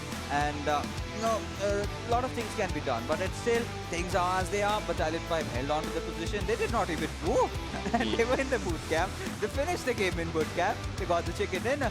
I mean, that was an easy one, a real easy one for them if you're talking about it. And then I would honestly see who the MVP is right now, because if it's someone from Battalion 5, it would mean a lot out there. And yes, it's going to be Device. If we are talking numbers, 4 kills. When did he cover 2 kilometers while looting? He was in the boot camp the whole time, just 2 He was kilometers. looting. He was looting and rooting for his team to win or something, I don't know. I mean, that's some good cardio out there, but 4 kills and 542 damage. As long as you get the chicken dinner, it does not matter if you know, even travel the moon and back. Chicken dinner is what really matters. That earns you those points. Those kills get you those points. And Battalion 5, they were looking shaky before that. They were on those 14, 13 position. But with this chicken dinner, they are definitely going to confirm their spot in the finals. They will be confirming this one. See, come what may, right now with Battalion 5's gameplay, we were seeing like sometimes they were struggling, sometimes they were not. But right now in this game, they had everything. They had zone, they had players, they had the areas, and they took down Team Black as well, the team that was already dominating. Yeah, of course. You know, taking out all those players out there, just holding on to their positions and doing that in perfection. That's so easy to be said, but very difficult to be done under the pressure that you are in. But right now, let's take a look at the top 5 players, the ones that will be joining Device. And we have Onyx, okay, another teammate from Battalion 5. But like we mentioned, Cosmonauts, they had a really good outing. And out of you know, the 5 players, 3 are from Battalion 5. Shante is also there in the top 5th position. Yeah, Shante is on the 5th one, but out there on the other hand, I would say Cosmonauts, they did good, just like we were talking about it, right? 6 kills for 2 players, out of 3-3 each, if you're talking numbers. But well, Team Seal, they also did decent in this one, like the first game chicken dinner, the second game, this one in top 3. That also depends on their kill points, like how many kill points they actually have, because otherwise Cosmonauts might be topping them in the chart or something. I think VelociRaptors, they came in second, but they just had 1 kill. So Cosmonauts, I believe, were the 3rd position team, so they might get some enough numbers this time around. And this is the first kill that they actually got in the early stages. Yeah, of course. So, and after that, they were in that one compound. So today, for the first 2 games, VelociRaptors, they have just played for the placement points as a whole. Yeah, of course. See, you know, as long whatever works out for you, that's really good. We do not really complain as long as you keep getting those points. But right now, let's take a look at the match summary and see how many smokes and grenades were actually used. Because majority, what I could see, were used by the players of Battalion 5, just 70. I mean, that's a decent number. But if you're talking about kills and knocks, 53 knocks, 53 kills. A confirmation just coming out there. 11 headshots, 3 airdrops looted, 4 grenade kills. What decent one. We saw 1 good grenade kill coming out. I know what on the face. It was right there on the face. But now, if you're talking about these things, 70 smokes and nades, a small number. But it still works. I mean, given the fact boot camp areas, you cannot use smokes. You just have buildings right next to you, so it's not much of a needed thing. Of course, you know, the boot camp being a very complicated area to play around, because had that circle really shifted towards VelociRaptors, then things could have been different. You know, Battalion 5 would have a very tough time, because from that area where you have to take an entry inside the circle, you have to go out in the open. If were it a warehouse side, then you have that trench. But I would love to see if a few more ridges came up and a few more engagement possibilities out there. But maybe it's just that, you know, it's maybe done because to kind of even things out, because in bootcamp you do have a very good advantage of holding on to the compounds. But when you have to push, you have to push in the open, you have to get out in the open, and that might really be bad for you. But this time around, the circle did favor players of Battalion 5, and they did not make any mistakes, got that chicken dinner in fashion.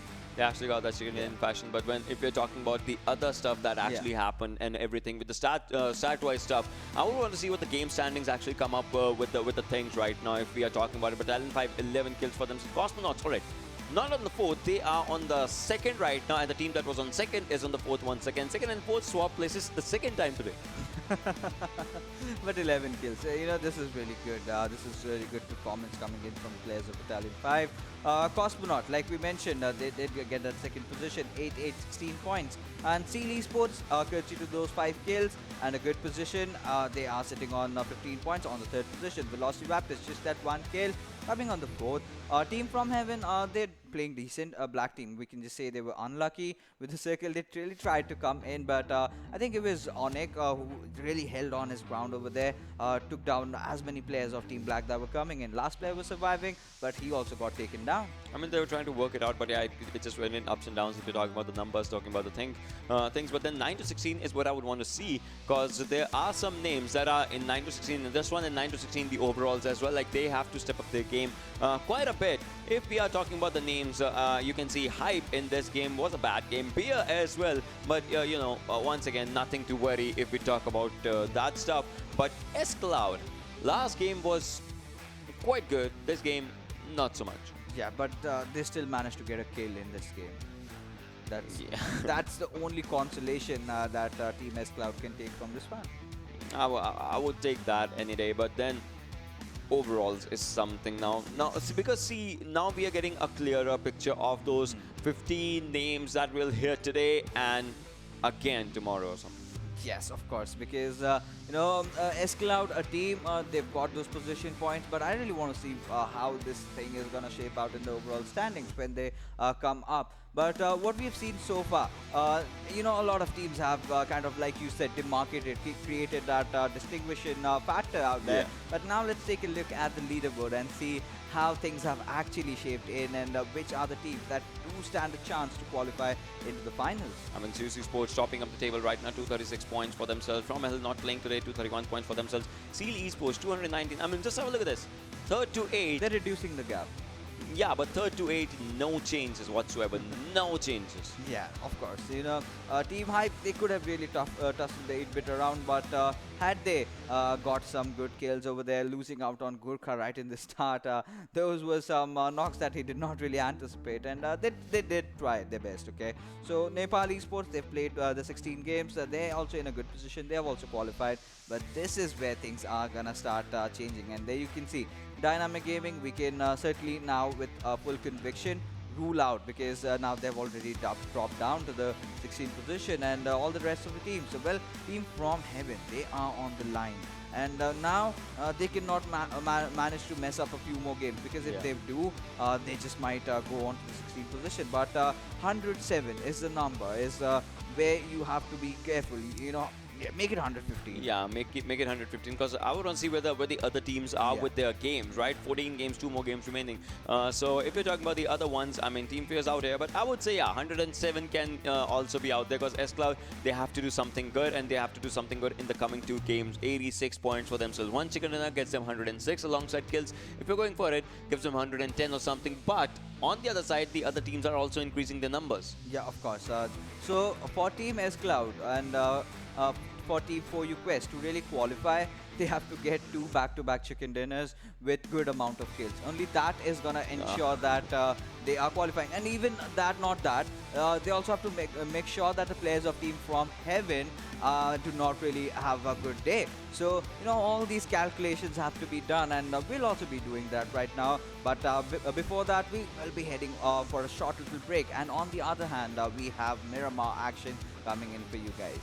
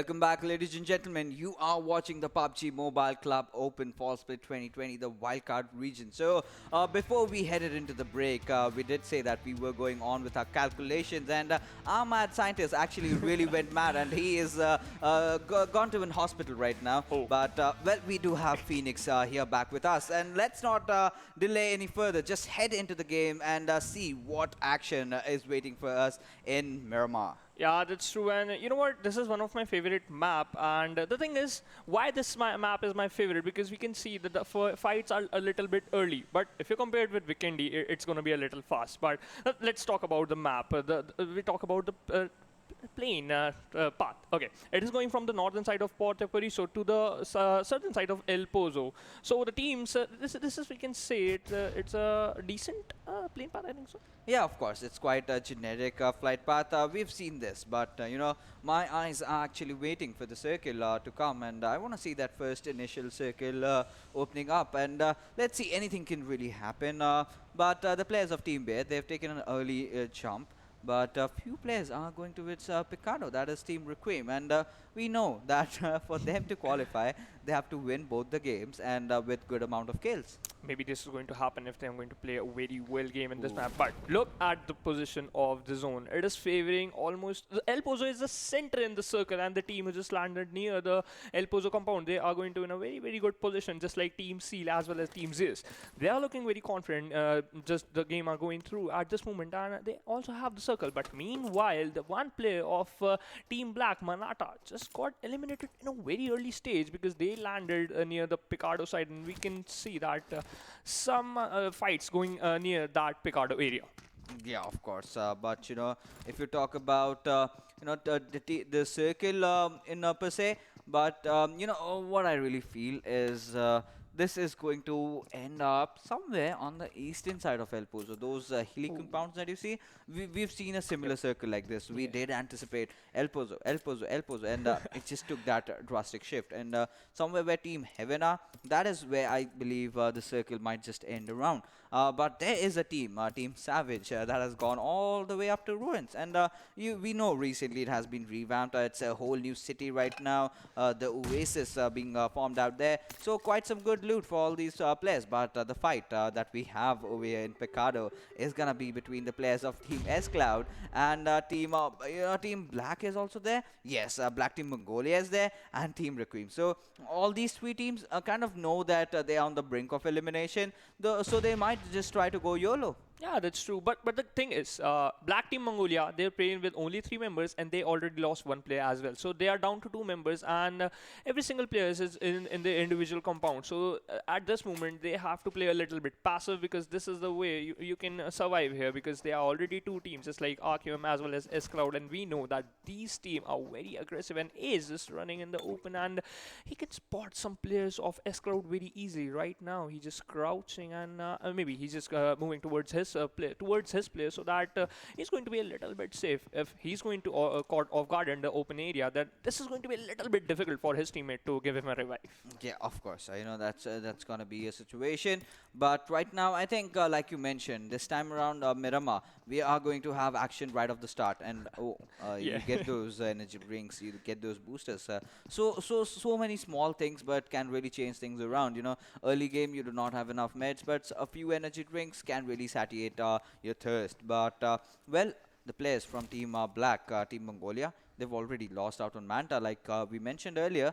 But they still have a good compound. You know, if they play their cards right, if they have a proper crossfire, they can do a lot of wonders. Yeah, that compound, they can use it for a height advantage, because they can spot some players very easily. And the same thing for Requiem as well as the team for S.Cloud. So at this moment, all the teams are just delaying the fight, because we just had that 4-minute marks, and no other team want to take an very, very early exit. And still we have with the left at 40. Okay, one player of Black Team Mongolia of Azura, that player Azura just got knocked out, and Ace just using M16 so perfectly, he got a knock, and right now he's just emoting.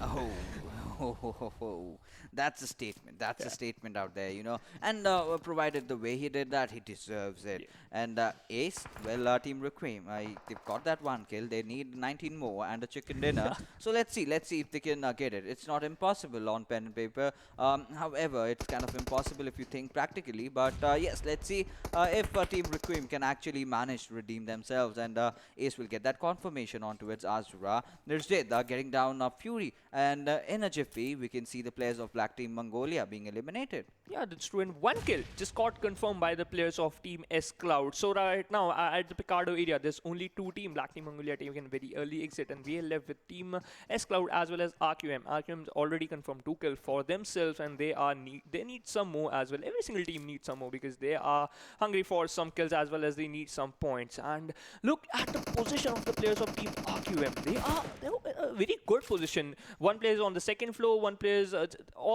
three players are on the top of the floor, and they can looking at every single angle they can look. But look at the position of the player S.Cloud Nirzid. He can spot down the only player who is very far away from his teammate of the team RQM. If he's going to spot him out, maybe he's going to knock him out as well. Yeah, of course. That is a possibility over there. And Mukeshu, he would want to retreat. But the players of Team Requiem, they are in a very good position. They've got that tallest compound in Picardo. And if someone dares to push, they will be in the receiving end. And that is what Team Requiem's strat is. Not let any of the players of Team S.Cloud push. But however, if Team S.Cloud wants to make an aggressive move, they can go from the right-hand side, and that is what they're doing. And if Spider, if they take that left-hand flank and then kind of try to force it on to Mukeshu, then might just get a successful knock. And if he gets a knock, he's gonna be basically a goner because for coming in for the revives, the players have to go out of their position. And still, the circle is in Picardo, so it's a kind of an easy outing for all these players. So let's see what really happens. It's an easy outing for the players who are inside the zone, not for the players who are outside the zone. Just like Team 4UQuest as well as Team Bear, they have to cover a good amount of area. And if I'll suggest Team Bear, if they are going to do a certain side rotation, then maybe they are going to face the Team XTR as well as Team Hype. So maybe they are not going to engage in a fight and they can move straight to the compounds of the El Pozo. But Team 4UQuest, it didn't do that. In front of them, there's a team, the Battalion 5. They are just playing on the edge. If they are going to spot you out, they are not going to let you go because they are looking very confident as we talk about. Take an example from the previous match. Yes, of course. Team Battalion 5. Last match, things were different, Yes. they had the circle. They were sitting on the edge, on the center of it. In the last fight also, they got their covers, right? But this time, they are entering from the edges. So they will have to secure a good spot. But talking about good spot, I really love what our Team Cosmonauts are doing. Well, looking at the team names, Team Hype, well, where is Venom? They're just playing with 3 man. Okay, this is not nice start because this is the last moment because only top 15 teams are going to qualify, and if we are going to do this, like I don't think that this is going to help you out because the same thing happened for the Black Team Mongolia. They're already playing with 3 men and they got eliminated. So this is not a good thing, but let's hope for the best. But at this moment, I really want to see that the zone is going to take shift towards the northern side of the crater fields near the La Cabrera location because no team is there, and if the zone is going to take a shift, then every single team is going to be in a little bit difficult. Yeah, they might be in a bit of a difficulty out there, but the players of Team Requiem, let's see what is going to happen because this entire fight has gone off into a stalemate, right? None of the players are really popping out, taking a few shots. Everyone is just playing those position games, constantly trying to change things around. But as we speak, we have the players of Team Black ready and shooting bullets across the players of Team VelociRaptors. Godang and Beyond are being knocked out, but Mondo will find off Mukeshu, and this is what I was talking about, the right flank angle, and that is what he did, and he did it in perfection. Found Mukeshu with his pants off and got that knock. Now it's impossible to get that revive on, and there you go, the confirmations coming in. But you know what, you have to give credit to K because he's every single time just attracted all the 3 players towards him and provoking him to maybe spot him down and fire some shot towards him, and he's doing the same thing again and again. And this is a nice strategy because you're just maybe you're just distracting the players so that your flank maybe gonna work out for them. And yep, this is helping them out because they got one kill. And at this moment, RQM maybe they are just I think so. What they are thinking? What just happened? This is something that they never really thought could happen. But yes, like you mentioned, Kai did have all his attention onto it himself from the opponents, and that is where Mondo got an opportunity. But well, S.Cloud, like we mentioned, they are going in aggressive. Oh my goodness, had that been the other window, could have happened. And well, Ace gets that knock onto it, Kai. But Mondo's grenade actually connects down there. Kai gets an exit, but still, Nerzed will find a knock onto it. Amit Sama. This is a perfect time to make that push happen. But oh, the grenade going up top, that will not connect. Go in for the push. Mondo and Nerzed are already pushing in, and now Team Requiem, they have to also defend, but will that be possible? Oh my goodness, and there you go. Team Requiem have been eliminated. Yeah, that's true. And that strategy of the player from the S.Cloud Kai just worked it out. You know what? I'm going to use it. I'm going to use it when I'm going to play. But at this moment, that's a not that good game for the players of RQM because they just eliminated on the 14th position. Right now, Team Black, they are engaging in a fight with the players of Cosmonaut, and then they spotted down a player. And he's surviving on 40% HP, but at this moment he's in a very good position because he's just taking covers of the compound. And the players of Black, they're quite far away from him, and maybe he can survive very long. But oh my God, this rotation is going to be very lethal for the player of Battalion 5 because they are spotted out, and Black Killer, he just spraying him down and connecting some shots as well. He burned down the car, but cannot able to get a knock. Yeah, and right now the players of Team Black Killer still continuing that spray onto it. The players of Battalion 5 and Shante has the cover. That's the high ground advantage that you get, and we'll pop in that adrenaline syringe, and that's a good decision because you can afford to do that. But Onik, well, he's been taken down courtesy to that bolt action shot coming in there, and somewhere down the line the players of Team Black are applying constant pressure onto its Team Battalion 5. Now they have to rethink, and there you go, device being exploded out there. Yeah, that's true. And Killa, he's not stopping. He needs some kills. And right now, they are pushing towards the player of Battalion 5. And, oh, Cosmonaut Blanca is just confirming that kill, stealing the kills from the Team Black. And, oh, okay, the third party worked out for him. But for how much time that is going to, let's see what is going to happen. At this moment, they are just rushing towards the players of Battalion 5. They already lost one player. They are down to 3 members. But let's have a look. We have the airdrop 2. And in that airdrop 2, we have a Groza and a 8x scope. What do you think if any player is gonna take that airdrop? Groza in Miramar. Well, it's a weapon that is good in absolutely every single map, and we love that weapon. But Team Black, look at them coming in, all in, and there you go, Onik taking that one knock, but Kayla will come in for the trade fire. And Heli, he was providing cover fire from the flank angle, and that's a perfect, well-executed push. And this is the team that got the chicken dinner in the last game, and this time around, they got eliminated on the 13th position. Team Black, they are really living up to their name that they've built across this tournament, and they are a very dominating team. They found an opponent that was at the weakest, and they did capitalize. They knew all their vehicles were kind of immobilized, but well, the players of Cosmonauts, they are also in the nearby fray. He threw a grenade towards that area. Maybe he's still trying to confirm that there's no player in front of them, and yeah, now they are going to loot some crates very easily. But the good thing is, okay, at this moment, Zeol just burst down 2 players of the Team Extra. Oh, yeah, Team Extra Esports. I mean, this is quite common. This is quite prevalent in Miramar because all these teams try to tend to rotate around, and if they are caught off guard, if they're caught in a bad position in the open, just spray down your weapon alongside your teammates, and the vehicle will be a corner. But look at the circle, like we anticipated. It's going towards the eastern side right now, and Team Cosmonaut, right, they are sitting at a good position. But had they had a better high ground, they could have performed really well. But by the looks of it, Team Black really has a good chance in getting the chicken dinner. We're just gonna wait and see how are they gonna actually execute it. Even Team Zeus, they'll obviously be a thorn because they've always been their arch rivals, their competitors. And I love it. I love when all these teams go after each other. That shows that no one is less than the other. Yeah, that's true, and that's why they got 2 early kills. At this moment, Team Extra Esports, they're in a big trouble because one more player just got knocked out, and I think so.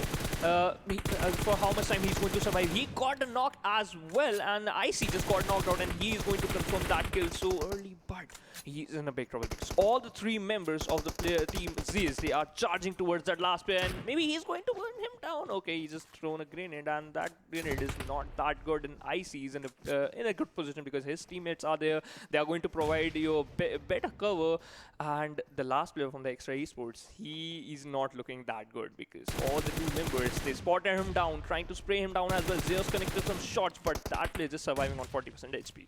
Yeah, absolutely.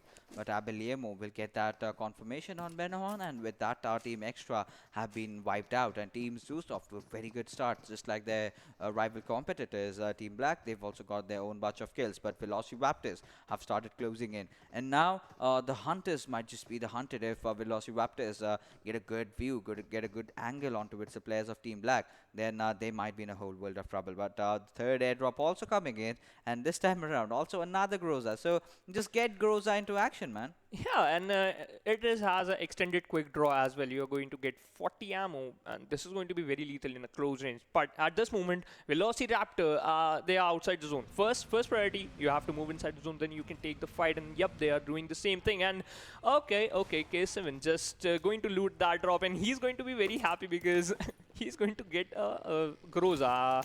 And yep, he just take that Groza, and let's see how maybe he's going to do wonders with that gun. But Black Killer, he's not stopping. He's again coming into action, knocking down some players of Beer, and Beer also fighting back.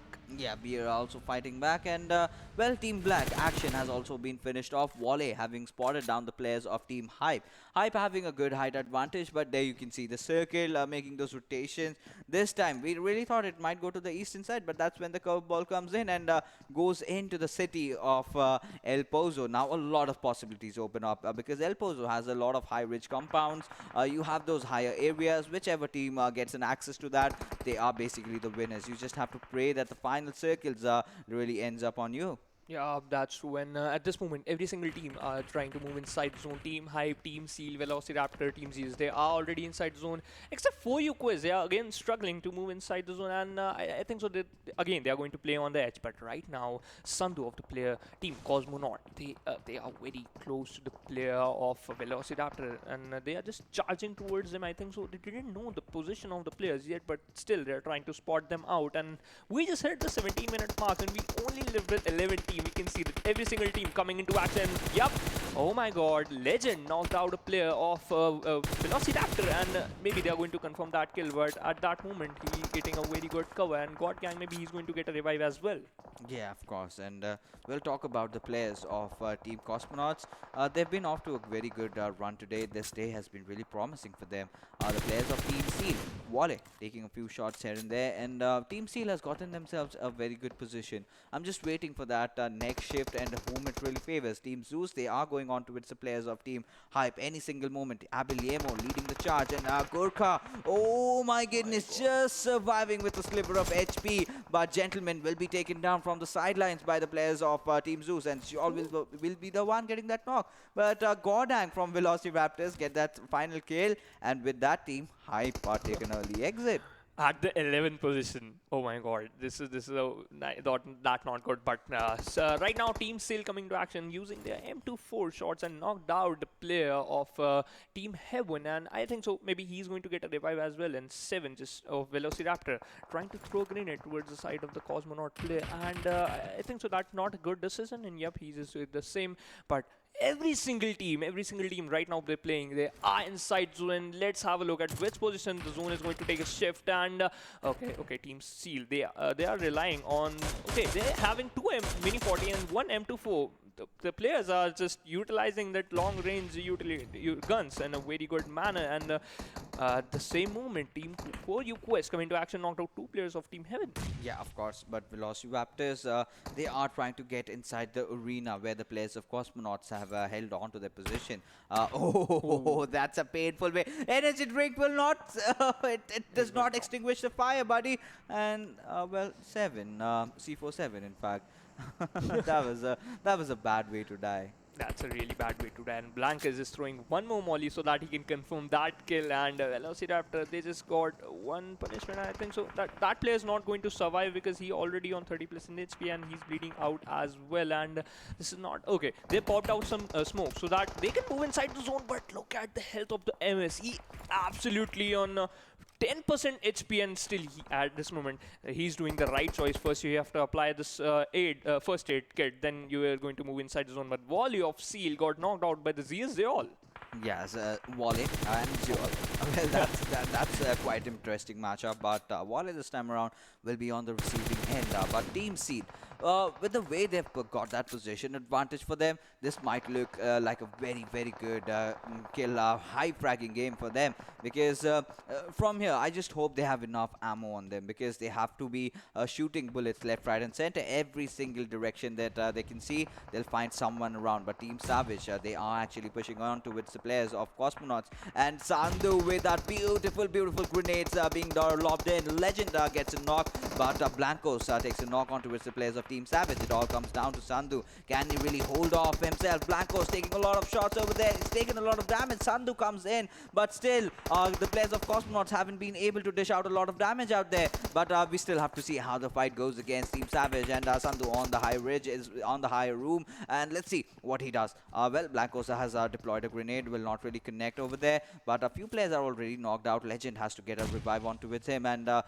talk about Team Savage, they are also going in with their own revives. And Legend, can he actually get a revive from his teammate? Praval is actually protecting him out there.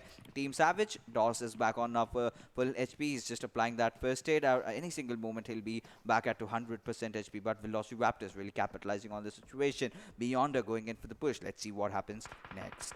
Yeah, that's true, and I'm really excited what Beyonder can do, because he's just playing on the edge. He's the last man surviving for the team of VelociRaptor and Cosmonaut. They are playing very good, and the insane performance coming from their side. They are only one more time they are having the 4 members again, and at this moment Savage, they are playing to 3 members. And if the push coming from the side of the players of Cosmonaut, maybe then they are going to eliminate Team Savage and VelociRaptor. Beyonder, the last man surviving for how much time? And right now he's in good position. He's inside the zone, and Savage really knocked out a player of Cosmonaut. And okay, Legend, he's getting a revive, and at this moment Savage is looking in very big trouble, because really is the last man surviving, giving revive to his knocked out teammate, and maybe he's going to get a revive. But Praval getting shots from the right hand side of that compound. He's holding it. Yeah, of course. And right now, well, he will get that knock onto its Blancos, and any single moment the push will come in. Cosmonauts and Team Savage. That's a very intense fight, and there comes that push. Really holding his horses and giving all the right shots. And now Team Savage suddenly have an upper hand in this entire fight. Wally will get that confirmation onto its Beyonder. VelociRaptors have been wiped out. Blancos also getting an early exit over here at this particular moment. Team Seal still holding on to their position. I think Team Zeus also has a very good position in the circle, but Team Seal have to make sure that they get the center area, and the center area is right in the open. Black Scala, he's also making his move, but he's got a squad just on his left hand side, and really they are just beside each other. Well, Killa is trying to kind of fluke him, and he certainly managed to do that, Praval, but still he's that one player alive, and Killa has been spotted. Praval is going on that aggressive front. Praval, oh my goodness, oh how unlucky can he be? Yeah, that's true. And Seal Volley, finally they can able to get some kills there. They get 2 kills, and this is a very good position. And the thing is, they are inside the zone. They're having a good compound as well, but the zone also going to favor you a lot. Then you're going to get a chicken dinner. But for your quest, they are inside the zone, and what a performance coming from their side. They're not engaging in so much fight, and still they're inside the zone, and the zone is also favoring them. And right now this is the right time to take some fight, because you're already in the top 7. Yeah, of course you are, but Mosquito running into an ambush out there, has to be taken down by a lot, and he has an MK14. Mosquito will, however, get a few confirmations onto its Spooky, and the players of Team Heaven, they are dropping down one after the other, just like dominoes. And well, Faker throwing that grenade in, but does not really connect. And well, his teammate is over there. He could have been on that receiving end, but the players of Team Bear, they are playing really, really well, having gotten 4 kills already. They can certainly get a few more, and 10 kills chicken dinner is something that Team Bear can use right now. Yeah, but the thing is, they're already down to 2 members, and in front of them, they're the team for UQuest. They're looking very strong, and oh my god, Seal coming into action, knocked out the player of Team Way, and the last man surviving for the team is Raymond. And for how much time? Okay. The thing is, Team Bear maybe okay. They left with one team. One player just got knocked out, and we left with only 14 players are there, and Bear just take an exit at the 5th position. Team Seal Wally just at a very good position. They have the manpower, and they already got 3 kills as well, and they are looking in a quite good position. Yeah, of course. And Team Seal, they have way too much, like kind of in the open, just that one rock really separating them. But the players of Team Quest, they are actually rotating around. And let's see what happens. Faker, Lord, and all these players, let's see what they are up to, how they are going to proceed. And Mondo has been taken down by Faker.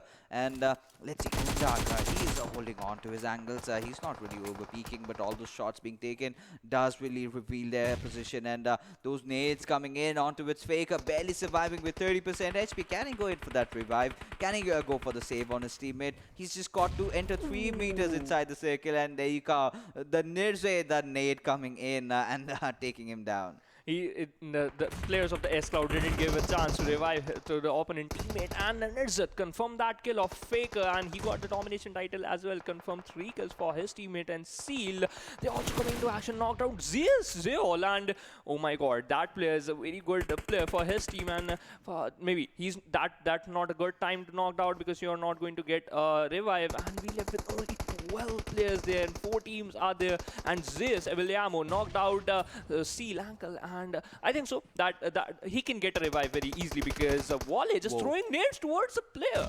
Yeah, of course, and that does connect a Kobe, as we mentioned. And Team Seal, they are gonna just charge in onto its enemy lines, and still Zeol was fighting hard, but nothing really stands in front of Team Seal. We are down to our last 3 teams, and Team S.Cloud, this time around, they are playing like champions, but is it too late for them to redeem themselves? If they had done the same thing a couple of days ago, they could have certainly been safe, but right now what they are doing is playing their hearts out. Team 4U Quest, Team S.Cloud, and Team C. Let's see which team is the one who gets that chicken dinner. Nirzet gets that first knock onto its Horus. Lord being the last man surviving. Well, Lord gets that knock with his MK14, and Nirzet, now he has to cross that smoke cloud and just get in. And will he be able to manage to find someone out there? That's definitely gonna be a question, as Zeno engages in a heal battle. Will come out in the open this time. Horus falls down, and suddenly we see a winner chicken dinner coming out of nowhere for Team 4U Quest. Oh my god, what an amazing performance coming from the players of the 4U Quest. They did very amazing. The thing is, the rotations worked out for them. Yeah, of course, the rotations worked out, but one thing I'm really confused. What happened to the players of Team Seal? How were they taken down? I mean, we were just witnessing 3 teams, and suddenly I see the winner chicken dinner pop up. And S.Cloud, somewhere, they had that adrenaline rush within them, because after having those 6 kills, they just jumped out of the building and went on charging. And there you go, Wally again being the MVP with 635 damage, 5 kills for themselves, 24 minutes of survival timing, and 5.88 kilometers of distance covered. Yeah, that's true, and they got eliminated at the 3rd position. They are getting a good amount of placement points, and this player got 5 points for his team, but how many kills the whole team have? Yeah, that we will actually get to see in the map standings, because they had quite some number of kills, and well, wiping out Zeus will definitely give them that boost that they needed, and they are looking really promising, both these teams. Even Zeus, even Seal were on the tail, but right now let's take a look at the top 5 players, the ones who are going to be joining Wally in the rankings over here, and Blancos does follow, and I've been telling this, Cosmonaut, this has been a very, very good day for them, and the same goes for Team S.Cloud. Yeah, that's true, and we can see 2 players of the same team, Zeol, as well as the one more player of the team Zeus. They're having 7 kills total of both players. The thing is, Team Cosmonaut, they are looking very confident. They are playing very well. But the thing is, what happened when the Team Savage just pushed towards them? And the thing is, what they did wrong. Initially, they knew that they were inside that certain room, but there was a crossfire being set up. Had he just pre-fired and those first shots would have connected, because in those 1v1 fights that we have, it all comes down to who gets the first shot. Because after that, you get the kick and you tend to miss out on a few shots. So, the players of Team Savage did get that first shot, but I really expected the players of Cosmonauts to win that one out, because you always have the element of surprise. Because your opponent inside the room never really knows when you are coming in or when you're trying to push. You know when to go in, and he could have really capitalized had he had a better vision. But now, let's take a look at the match summary and see how many stuffs were used, how many utilities were utilized, and there you go, a good number finally coming up. 191 smokes and grenades. And total 9 grenade kills. You know what? I can say that from 9, I think so 3 or 4 kills from the same team Cosmonaut. Because they're using the grenades in a very good way, and we can see the knocks and the kill conversion is quite, we can say, good, because 59 knocks out of 53 kills got confirmed. Yeah, of course. And Team 4U Quest. This team did have one of those airdrop guns, and that was the beast. That was the MK14. And in the final fight, that was the gun that made all the difference. You know, 2 of the players were on the outside area. The one player was behind. Zeno was kind of going in for that heal battle. And finally, Team 4U Quest managing to get that chicken dinner for themselves. But right now, let's take a look at the map standings and see how many points have all these teams earned in the map of Miramar. S.Cloud on the second position. Let's talk about the team for US. They got second dinner with almost 8 kills. It is equal to 28 points. But Team S.Cloud on the second position with 9 kills. And Team ZeusEsports also there with 8 kills and 8 placement points. Okay, they're looking very good. And they just want to be equal. They just want to get same points as well as same kill points. So they're looking very good. Yeah, of course, they are looking good. Esports, despite the fact that they eliminated, did not have enough kills, so 6 will be the number. Had they had one more extra, would have placed above them in the third position. But Cosmonaut, 7 kills. So this team has been doing really well now. And, they'll definitely qualify for the finals if they keep on continuing this momentum. Team B, they're also comfortable. But if you talk about teams that are in a bit of a trouble, Team From Heaven is that one name that I would love to pick up, because they were on the thin line, right, on the 15th position. They'll just be praying that do not, because you just have that one game remaining. And that one game will decide every single thing. Which are the teams going into the finals? Which are the teams that will be getting that $1,100 at least? So, you get to get an answer to a lot of things out there. But yes, Team From Heaven, I'm starting to wonder what's gone wrong with them. I think so that maybe they're just focusing on the placement point and trying to disengage with the fight. But at this moment, the last match is there. You still have the chance. You have to play a little bit passive, play on the edges like 4U Quest are doing. That's why they got chicken, and at the end you can take some fights. But Battalion Fight, Extra Esports, Team Hype as well as BlackTeamMongolia got only 1 placement points, and I think so. This is not that good. At this moment, we can actually say with 100% conviction that they are gonna face elimination. It's just that one last game, Erangel, that stands between them. And in this map, I really want them to go all in. Just go YOLO. Go after every single team that you see. Just ram your vehicle in. Throw those grenades. Heck, even cook a grenade and just go in with your vehicle. And the moment you charge it, just throw it. Do whatever you want now. It's all YOLO. It's all done. But with that, let's take a look at the leaderboards and see how things have changed after this game of Miramar. Yep, and we have on the top ZeusEsports looking very confident with 252 points, but ZeusEsports climbing up on the second position with 235 points, as well as Team Bear. They're also on the seventh position with 158 points. Yeah, of course. Talking about teams taking a rise, Esports have also managed to go above Team From Hell Esport, and Team Bear as well. Yesterday they did miss out 2 matches. Could have been in a better position today had they played those 2 matches, but still, as long as you're safe, as long as you're getting into finals, nothing much to complain about. Nepal Esports, of course, they had finished off 16 of their games, and they're taking a drop, but still, they are also confirmed that they'll be playing. There you go, Cosmonaut, back-to-back good performances, have also cemented their way into the finals. But Team From Heaven, this is a team that's really working out. They are on the edge right now. Imagine S.Cloud. So with the performance and the momentum that they've gained, one good game, and Team From Heaven, if they completely mess it up, and if S.Cloud get a chicken dinner in this one, then I think things are gonna completely change in the last nick of moment. I think S.Cloud might just have a chance in qualifying. Maybe. But at this moment, Dynamic Gaming, they just got out and they just played all the matches. Team 4U Quest are also climbing up on the 18th position with 99 points. And we can see Black Team Mongolia, Team GoodBoys, CenterLink, Requiem, as well as Team Fair. They're having almost same amount of points, but we can see the difference from the 17th to the 24th.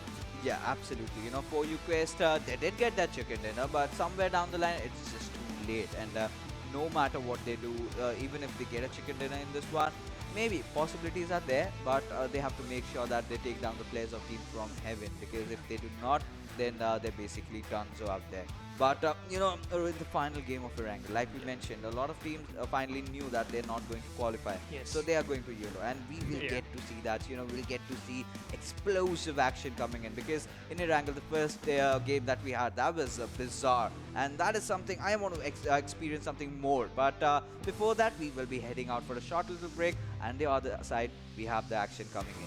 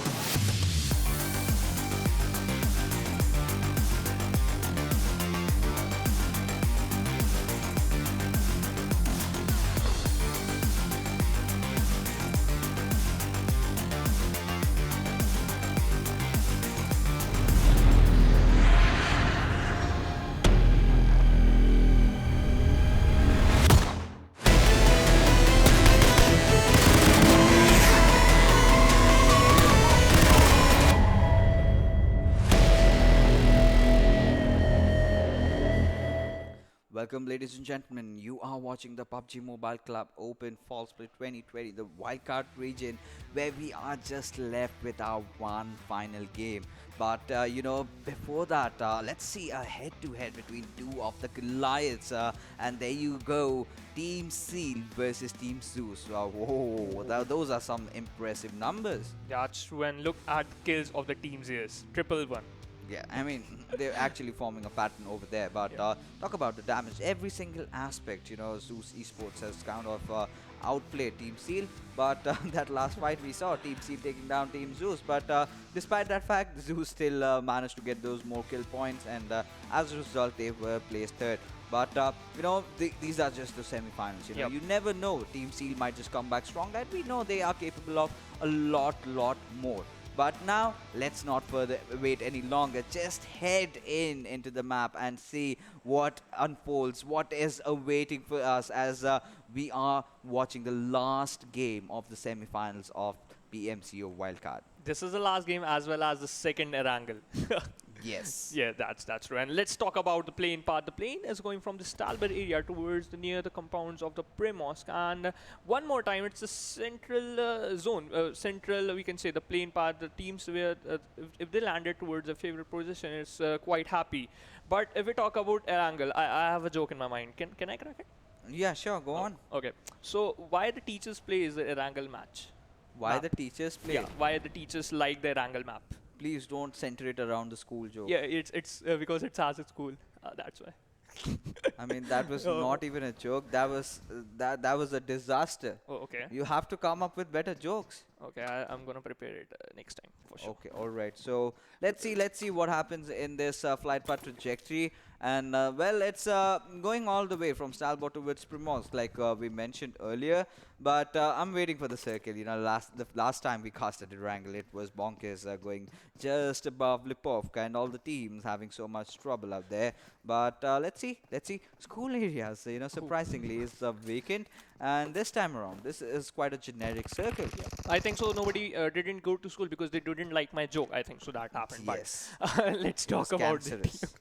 Okay, let's talk about the teams. And at this moment, S.Cloud is having a fight with the other teams, and one player of her team, S.Cloud, just got knocked out in a very early stage. And RQM, they are in the center again. They're just choosing the center area of every single map. Just like in the previous map, they went to Picardo, and this map, they went to the area of the Pochinki. So I think so. They are always relying. They are very confident, and they need some kills, and they got some kills. I think they are the only one who just eliminate one player of the team. S.Cloud and Archeum is having one shotgun, which is S686, and one more gun, which is SKS, and he's still trying to loot the compounds. And they're having a good formation. They're having a 2+2 split formation, and they can spot some players very easily. And Ace got that AKM, and if he's going to spot some players, and if he's going to aim on your head, you are going to get knocked very easily.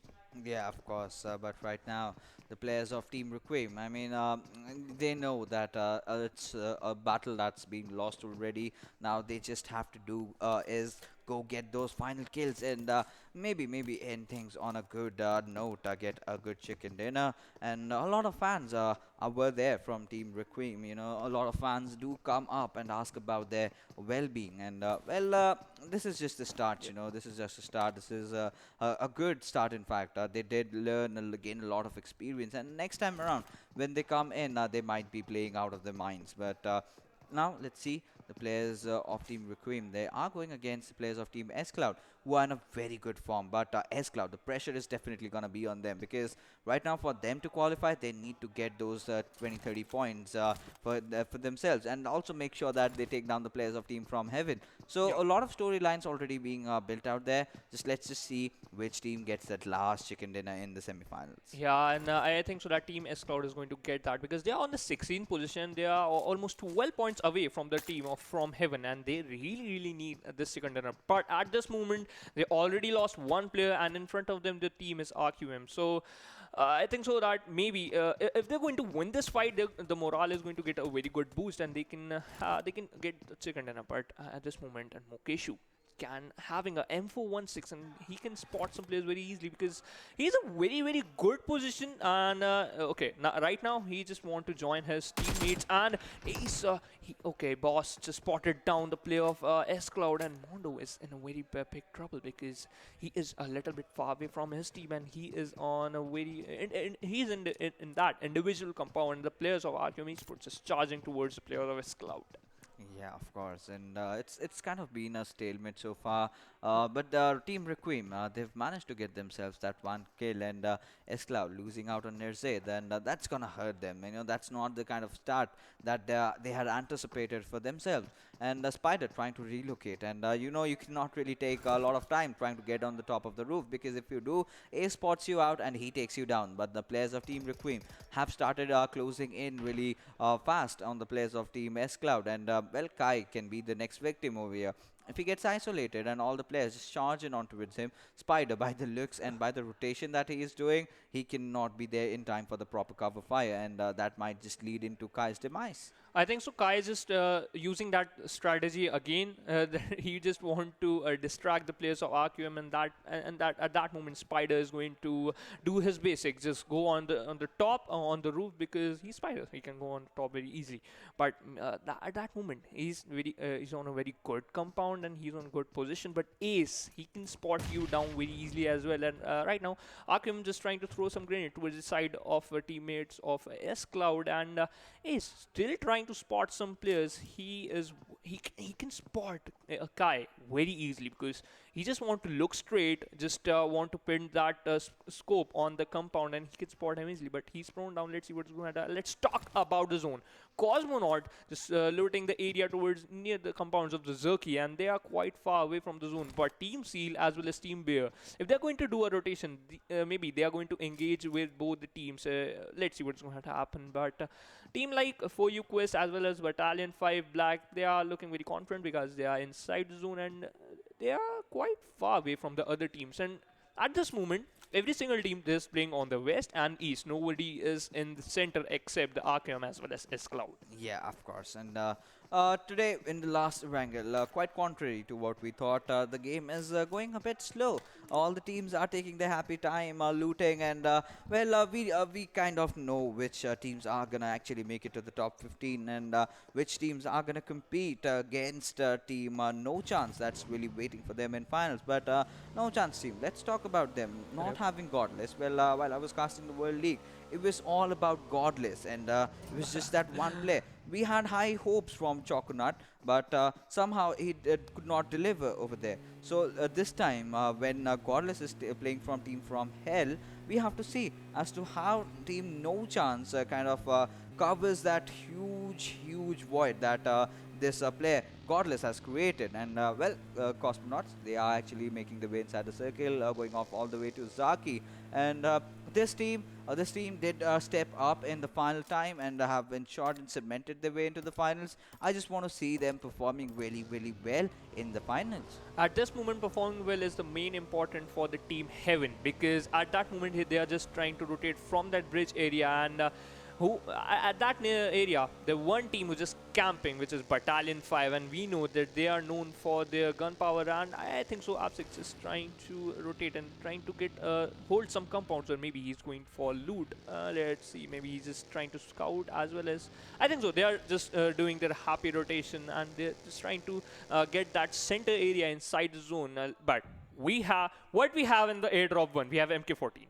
Yes, and I have to see where it is actually going in. It's coming in real slow, but MK14, that really makes me smile. But Gurkha, oh my goodness, he's in an engagement this time. Venom has been knocked out. Gray, he's just prone in inside the smoke. Gentleman also getting knocked out. What is happening? Team Hype, a team that we thought might get the better in this fight, are on the receiving end. Gurkha Whitey really bringing that car in, ramming onto his face, but still the fight is on. Gurkha and Turtle from both the sides taking down the players of Team Savage one after the other. And Gentleman, he is still alive. Gray will also be confirmed. I want to see where the last player, that is Marga, is. By the looks of it, he's in his vehicle, but Gentleman, he is being taken into safety, and Marga will be running for his life. Yeah, that's when he's the last hope for his team, and we what this team Hype did, that car, the car from that knock from the car is very good and very precise. That give them an opening so that they can charge towards the player of Savage, and Zone take a very good shift. Let's just move towards the area of, we can say, towards the area of prison, as well as favoring the compounds near the Milta, as well as Manson, and little good compounds of Rozhok. But the teams who are just playing towards the edge, they maybe they just have to move in the center area so that if the zone is going to take a hard shift, they are not outside the zone. Yeah, of course. But now it's made things a lot more interesting. The shelter circle brings in a lot of possibilities, and Team Extra just want to get inside the shelter, be safe over there, just pray to their own gods that they get the circle in the end. And well, Team Bear, they are in the receiving end. One of the players already been taken down, and Team it was Team Black that has pushed in, but they are also in the receiving end. Action and both of his teammates have been taken down, and the players of Team Bear, they are actually getting a revive. Yeah, that's true. And one more time, we can see the same thing. One player surviving for one more team, and which is Black Sneaks. He's one more time, he's the last hope for his team, and just like the team Savage and Battalion 5 spotted down players called the VelociRaptor, and they are doing their rotation, and they just want to knock them down, but could not able to do that because they are using Mini 14. The vehicle is moving in a very high speed, and Mini 14 is not a good choice. Yes, Mini 14 is definitely not a good choice when you are taking down shots onto its running vehicles. But, Team Battalion 5 still holding on to a very good position. They've got those compounds, but Trouble, he'll be on the receiving end as he gets eliminated by the members of Team Bear. But Team Cosmonauts, they can do better than this. They've been in better positions. However, slight changes in these compound structures. Ace managing to take down a Spider. So the same fight that was going on in Puchiki is finally coming to an end with those knocks coming out. But Legend, oh my goodness, how is he surviving through the smoke? I think so. He's just turning every single way. He's just moving his joystick in a very high pace so that not single shot got connected. And this is a nice thing. And Beer just trying to put that aggression towards the player of Cosmonaut. They already got one kill. They're down to 3 members. I'm talking about the team Cosmonaut, but still they have to be a little bit passive. But S.Cloud's Mondo, he's fighting back and knocked out the player of RQM. They are down to only one player surviving for the team RQM Esports, and he is Ace. And this is not a good position for this team. Yes, of course, this is not, but still, S.Cloud somehow have managed to kind of get those extra kills for themselves, getting those 3 knocks and 3 kills confirmed. But, oh my goodness, Cosmonauts, really, you cannot undermine them at any situation. There was a time, yes, they did take down Provel, but, well, still, they managed to get that trade-off, and now Ambition is knocked. And this was the perfect time for the players of Team Cosmonaut to make that push happen, but they certainly did not. And, underestimating the players of Ambition, for the players of Team Bear, that's a wrong thing. That you should have taken that opportunity and capitalize on that situation. But the players of Team Bear, they have to be careful because Team Seal is also in the nearby fray. They want to enjoy the party. They're just Yeah, looking at absolutely. where the fight going on. We also want some kills as well. And Beer, that's a good decision because you're just changing your car. And if we talk about just changing your buggy towards a car, it's a good thing because you can make that cover in a very good position. But Team Seal, they are just prone down. Two players is prone down trying to spot some players. But look at the zone. It take a very good shift, move towards the southern area of the school, and it's just favoring the compounds, near the compounds of the farm area. And the Team Heaven, they are very happy because the zone is favoring them. They just have to, okay. This buggy flip is going to be very lethal if a mission is going to get knocked down. Absolutely. But leaving everything apart, look at the circle, the curveball Yeah. that it took, all the way going down to its farm area. And now a lot of different teams have to rotate in because everyone thought that this might be a shelter circle, so everyone had positioned themselves accordingly. Now they have to prepare and take those early compounds that they can, and Team Extra have certainly managed to do that along with Team Hype. Now, Team Zeus, I really love their position being at Potato Hills, having that high ground advantage for themselves. They can take those fights with ease, but at some point of the time, they might have to rotate down under. So that is where they will be put to test. But right now, the players of Team Seal, they are looking comfortable as well.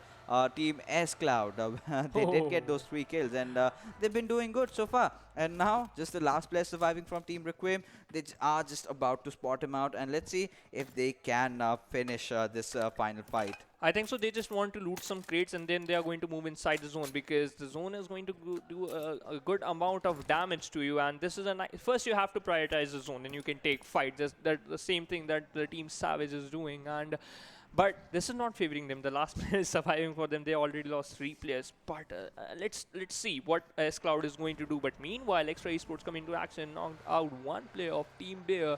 And Dominga, I think so he's going to get an easy revive because he's very close to his teammates. Yeah, of course. He might just get it revived, but we'll see. We'll see what really happens. But well, in farm, oh my goodness, C47, he's in a bit of a pickle. Has smoked in from both his sides. Because on the right hand side, he has the players of Team From Heaven looking on towards him. The moment the smoke dissipates, that's when he will get shot down, and that's going to be really risky for them. But Jol, well, he's peeking out. C47 getting those initial knocks, and the team for you Quest. Well. They are in the back lines. They know that this match is basically a corner. They're just playing it for the sake of it, and it's all about that final goodbye and the final exit. And for you Quest, if they get a chicken dinner, they can at least end this tournament for them on a good note. Getting those double chicken dinners back to back. Yeah, that's when maybe they just need that too. But at this moment, which team just need that second is Team Heaven as well as Team S.Cloud because they're having a very good fight there on the 15 and 16 position. But meanwhile, RQM just destroyed the dreams of the Team S.Cloud, eliminated. Okay, he also got eliminated. And okay, Mondo. He's the last man surviving for the Team S.Cloud, and for how much time he's going to do that because they already down to 1 player and we left with 13 teams, and that 1 player Ace from the RQM, he just did his work, and that's not a good thing for Team S.Cloud because he's the last man surviving. But I think so that the zone is going to favor them because the zone has taken very again hard shift. It's moved towards the western area, the area of the farm. Yeah, of course. And now the players of Team Hype, like we mentioned, are in a good position. Now they can capitalize on the situation. Team Zeus have also gotten themselves a compound. And what I really like about Team Zeus, look at them. 3 players already pushed in. One of the players providing cover fire from behind. And now once they aren't safe, now they'll provide cover fire for him. But Wale really anticipating sneaks and will also take him down. That grenade was absolutely well lobbed into perfection. And this is how Team Seal gets rolling. Yeah, that's when that grenade is so precise. And okay, see, Team Seal again want to need some kills, and they knocked out 1 player of the Cosmonaut and Legend. Legend needs a revive because if he's not going to get that, they are already down to 3 members. But meanwhile, Team 4U Quest as well as VelociRaptor having a fight between them, and both the players got knocked out, and both the teams already lost 1 player. But Team Hype also got knocked out meanwhile, and Hype, maybe that player is going to get a revive. But look, at this position, Team Seal, they are playing on the edge, they are getting some kills as well as they are looking very confident. Yes, of course, but Spooky getting that knock onto its device with his DP28. Team Seal, they are looking comfortable, but they have been spotted by the players of Team From Heaven, and this is going to be a really crucial game for Team From Heaven. They need to get a good position. Spooky gets that 1 knock onto its Shante, but they have to decide whether they want to continue that push on. But those grenades are being logged out. That's thrown too much in the air, and let's see if it actually connects. But Inky taking a few shots with his SLR on a suppressor, but will not find anybody on the receiving end. Maybe he just want to spray just randomly so that maybe 1 shot get connected. But meanwhile, Battalion 5 device just got eliminated at this moment. Battalion 5 Chante is also got knocked out.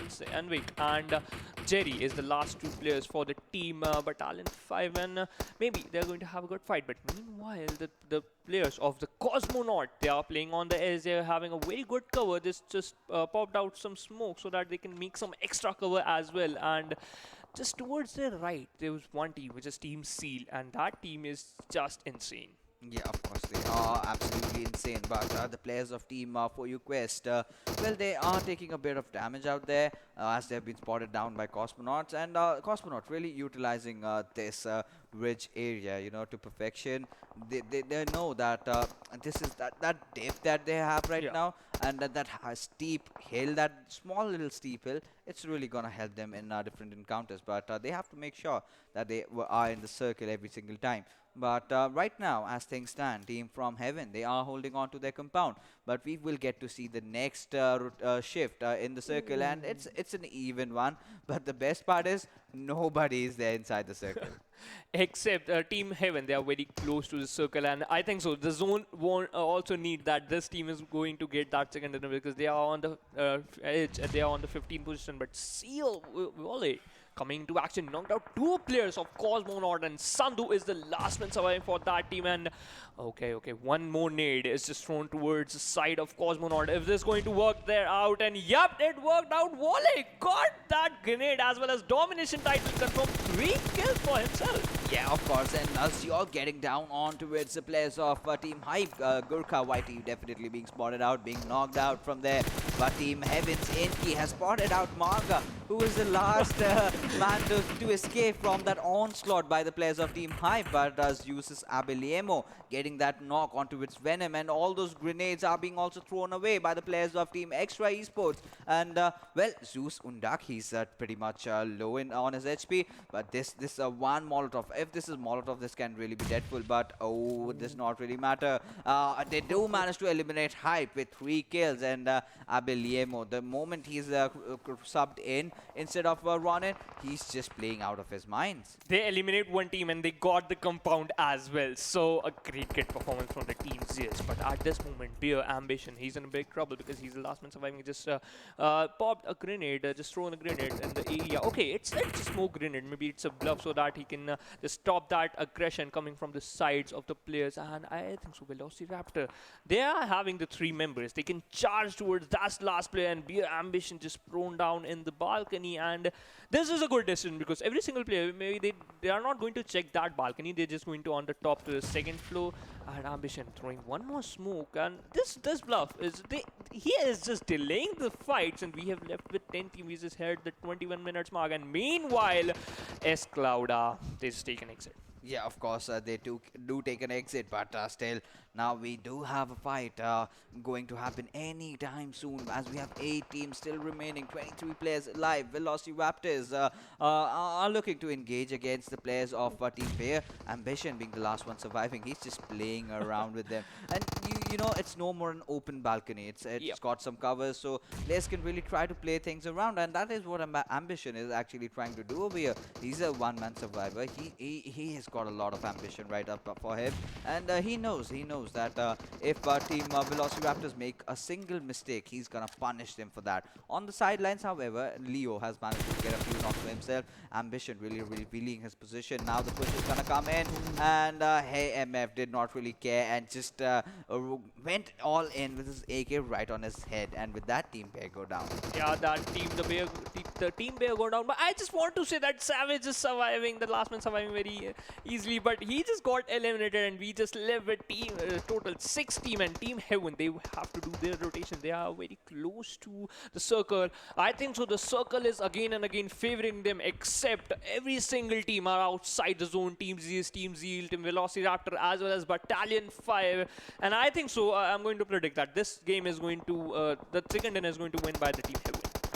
There you go, your predictions have been made. Let's see what happens. Anything can change. This is still PUBG Mobile, and we all love it because it's really unpredictable. But Team From Heaven, with those performance, I think they are going to confirm their slot for the finals. But VelociRaptors are actually making a move, and right beside them are the players of Team Extra Esports having the cover from the ridges, and they are moving in with their vehicles. But VelociRaptors do not have anything for them. But Team Seal, well, they are spraying down a few bullets. They've gotten 5 kills already. But the players of Team Zeus, they have been taken down. Zeol has been knocked out. Undak is going nearby him, but Team Extra, whoa, what just happened? The players of Team Heaven just wiped out that entire squad.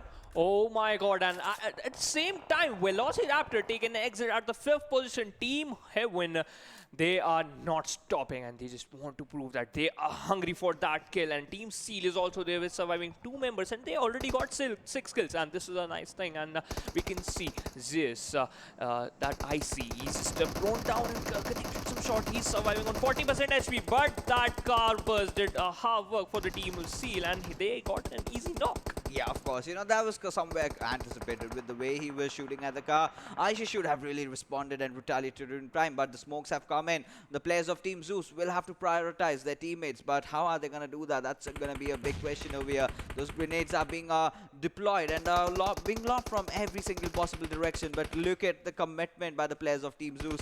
How many smokes have they deployed just to get that revive on one of the players, and they've managed to do so. That's the sheer brilliance of their players, even trying to prioritize on that fallen comrade, not letting him go down on Daka in the meanwhile, trying to provide cover fire. And well, the players of Team Seal, they are marching in, and Kader, he's leading the charge. And how long is he gonna survive? No, he does not. And there you go. He's got that confirmation. Oh, he was knocked out just before that. So we just have one of the players, that's Kubne. And we know Kubne is capable of a lot more. And I see he's gotten the revive. And Team Heaven have managed to spot out Kubne. And any single moment, he'll be eliminated. And with that, down goes Team C. Yeah, that's true. Seal take an exit at the third position. We are down to only 2 teams, and this is going to be even fight. This is going to be a 4v4 match, and Team Heaven, they are looking very confident team. Okay, the thing is, Zeus, they are inside the zone. The zone is favoring them. The bad thing for Team Heaven, they have to move inside the zone while taking the fights, and let's see who's going to take that second in. And I think so. Okay, that grenade is going to be a bit too far so that they can get a knock. But Zeus, I see, he's on 70% HP. He's not applying a single booster. Why? Maybe he's just out of it, because these are the end phases, the end segments that we have.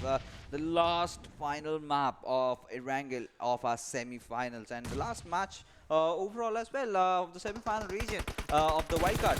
But right now, the players of Team Zeus, well, they've spotted out the players of Team Heaven, and IC has kind of given up his position, taking those shots, exploding that vehicle. A bit of a damage has been applied, but not too much. But Spooky can definitely beat that, that wild card, that X factor over here. But Abiliemo, with that one single grenade, takes down 2 players. Now things have started getting really interesting for the players of Zeus. Getting that third kill, getting that 4th. That was a whole squad wipe, not even without a single loss. And there you go, as you see it, ZeusEsports completing their quota, getting a chicken dinner every single day they come to play. Perfection, we can say that, the perfect game. And that grenade from Abiliemo's side just worked out 50% work for his team, and that team is capable to knock out the whole team.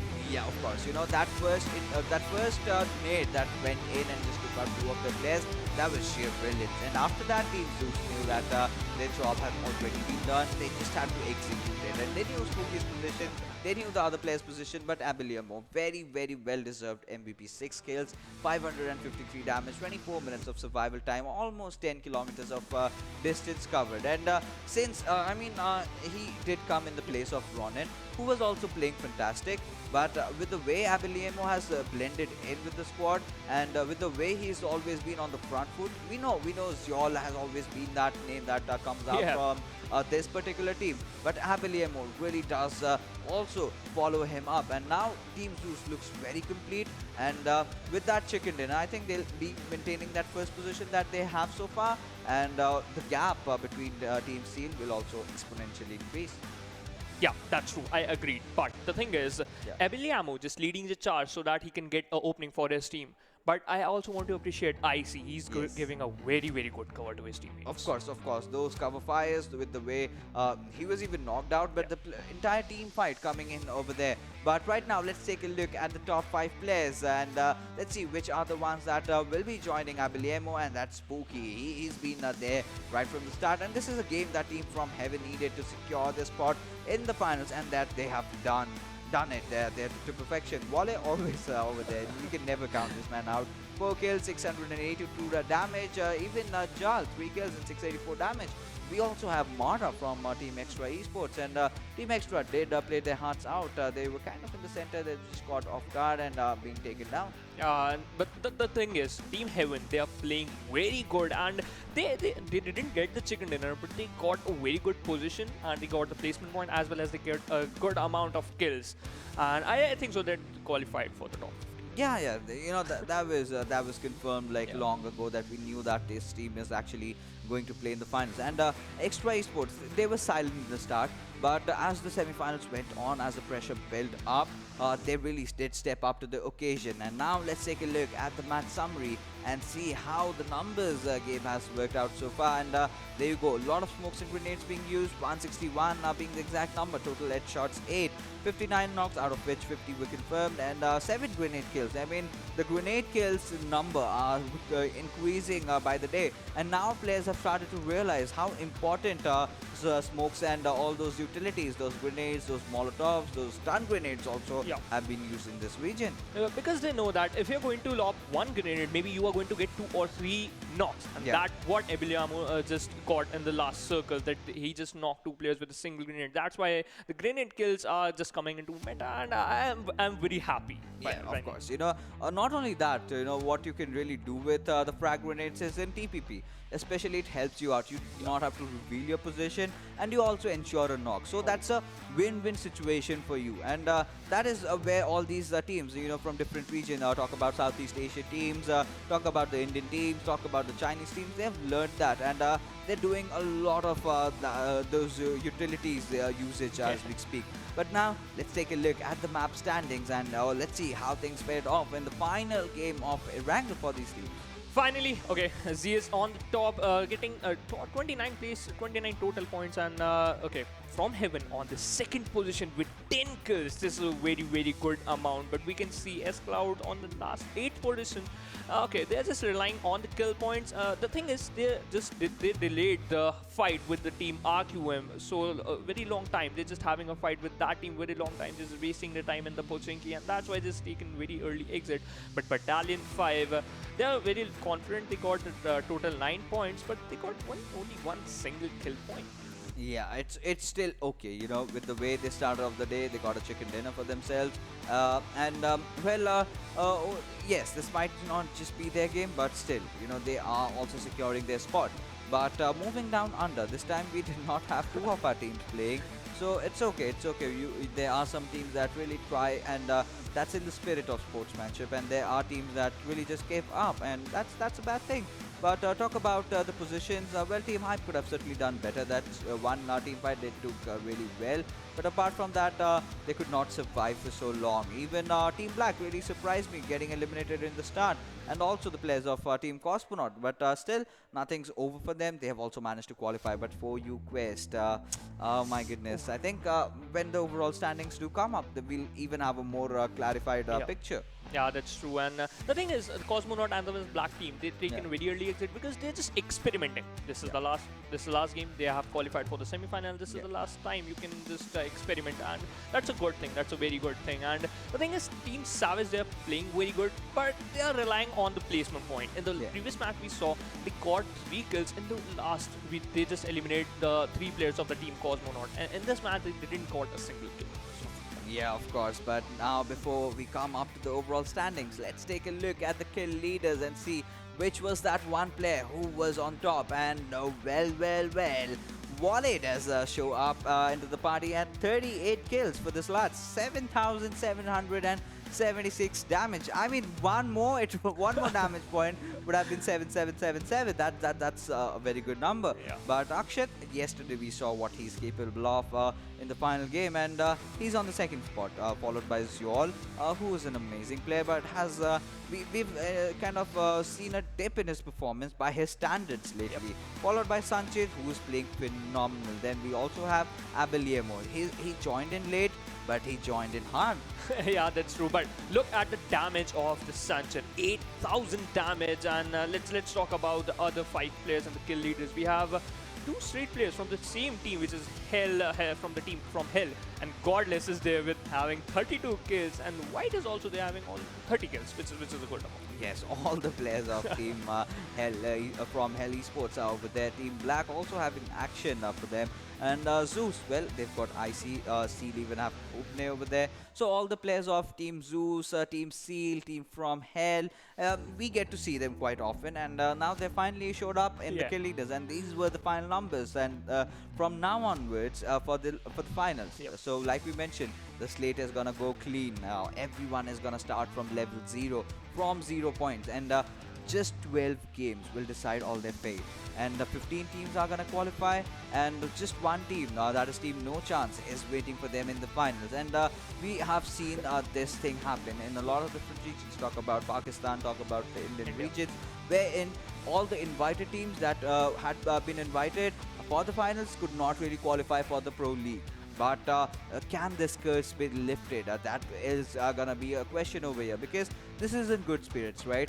You know, you did qualify last time, you played really well, but now this shows how much the competition has got more intense, how much more hungrier these players have been. Yeah, that's true. And the thing is, I like the playing style of the team Zeus. Okay. That one player is just back and the three players just charging towards the team. That one player just giving cover. That strategy every single time they worked out for them. That's why they got the chicken in the previous match as well. And that's why the players from the team Zeus are in the top 10 in the kill leaders. So I think so that they are going to give a very, very good competition to the team No Chance, as well as there we have FromHeaven, Cosmonaut, as well as we have Team Seal.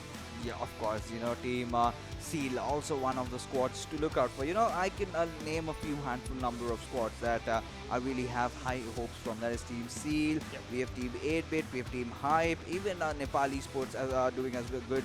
But, you know, as we go on further, the leaderboards are here in front of our screens, and there you go.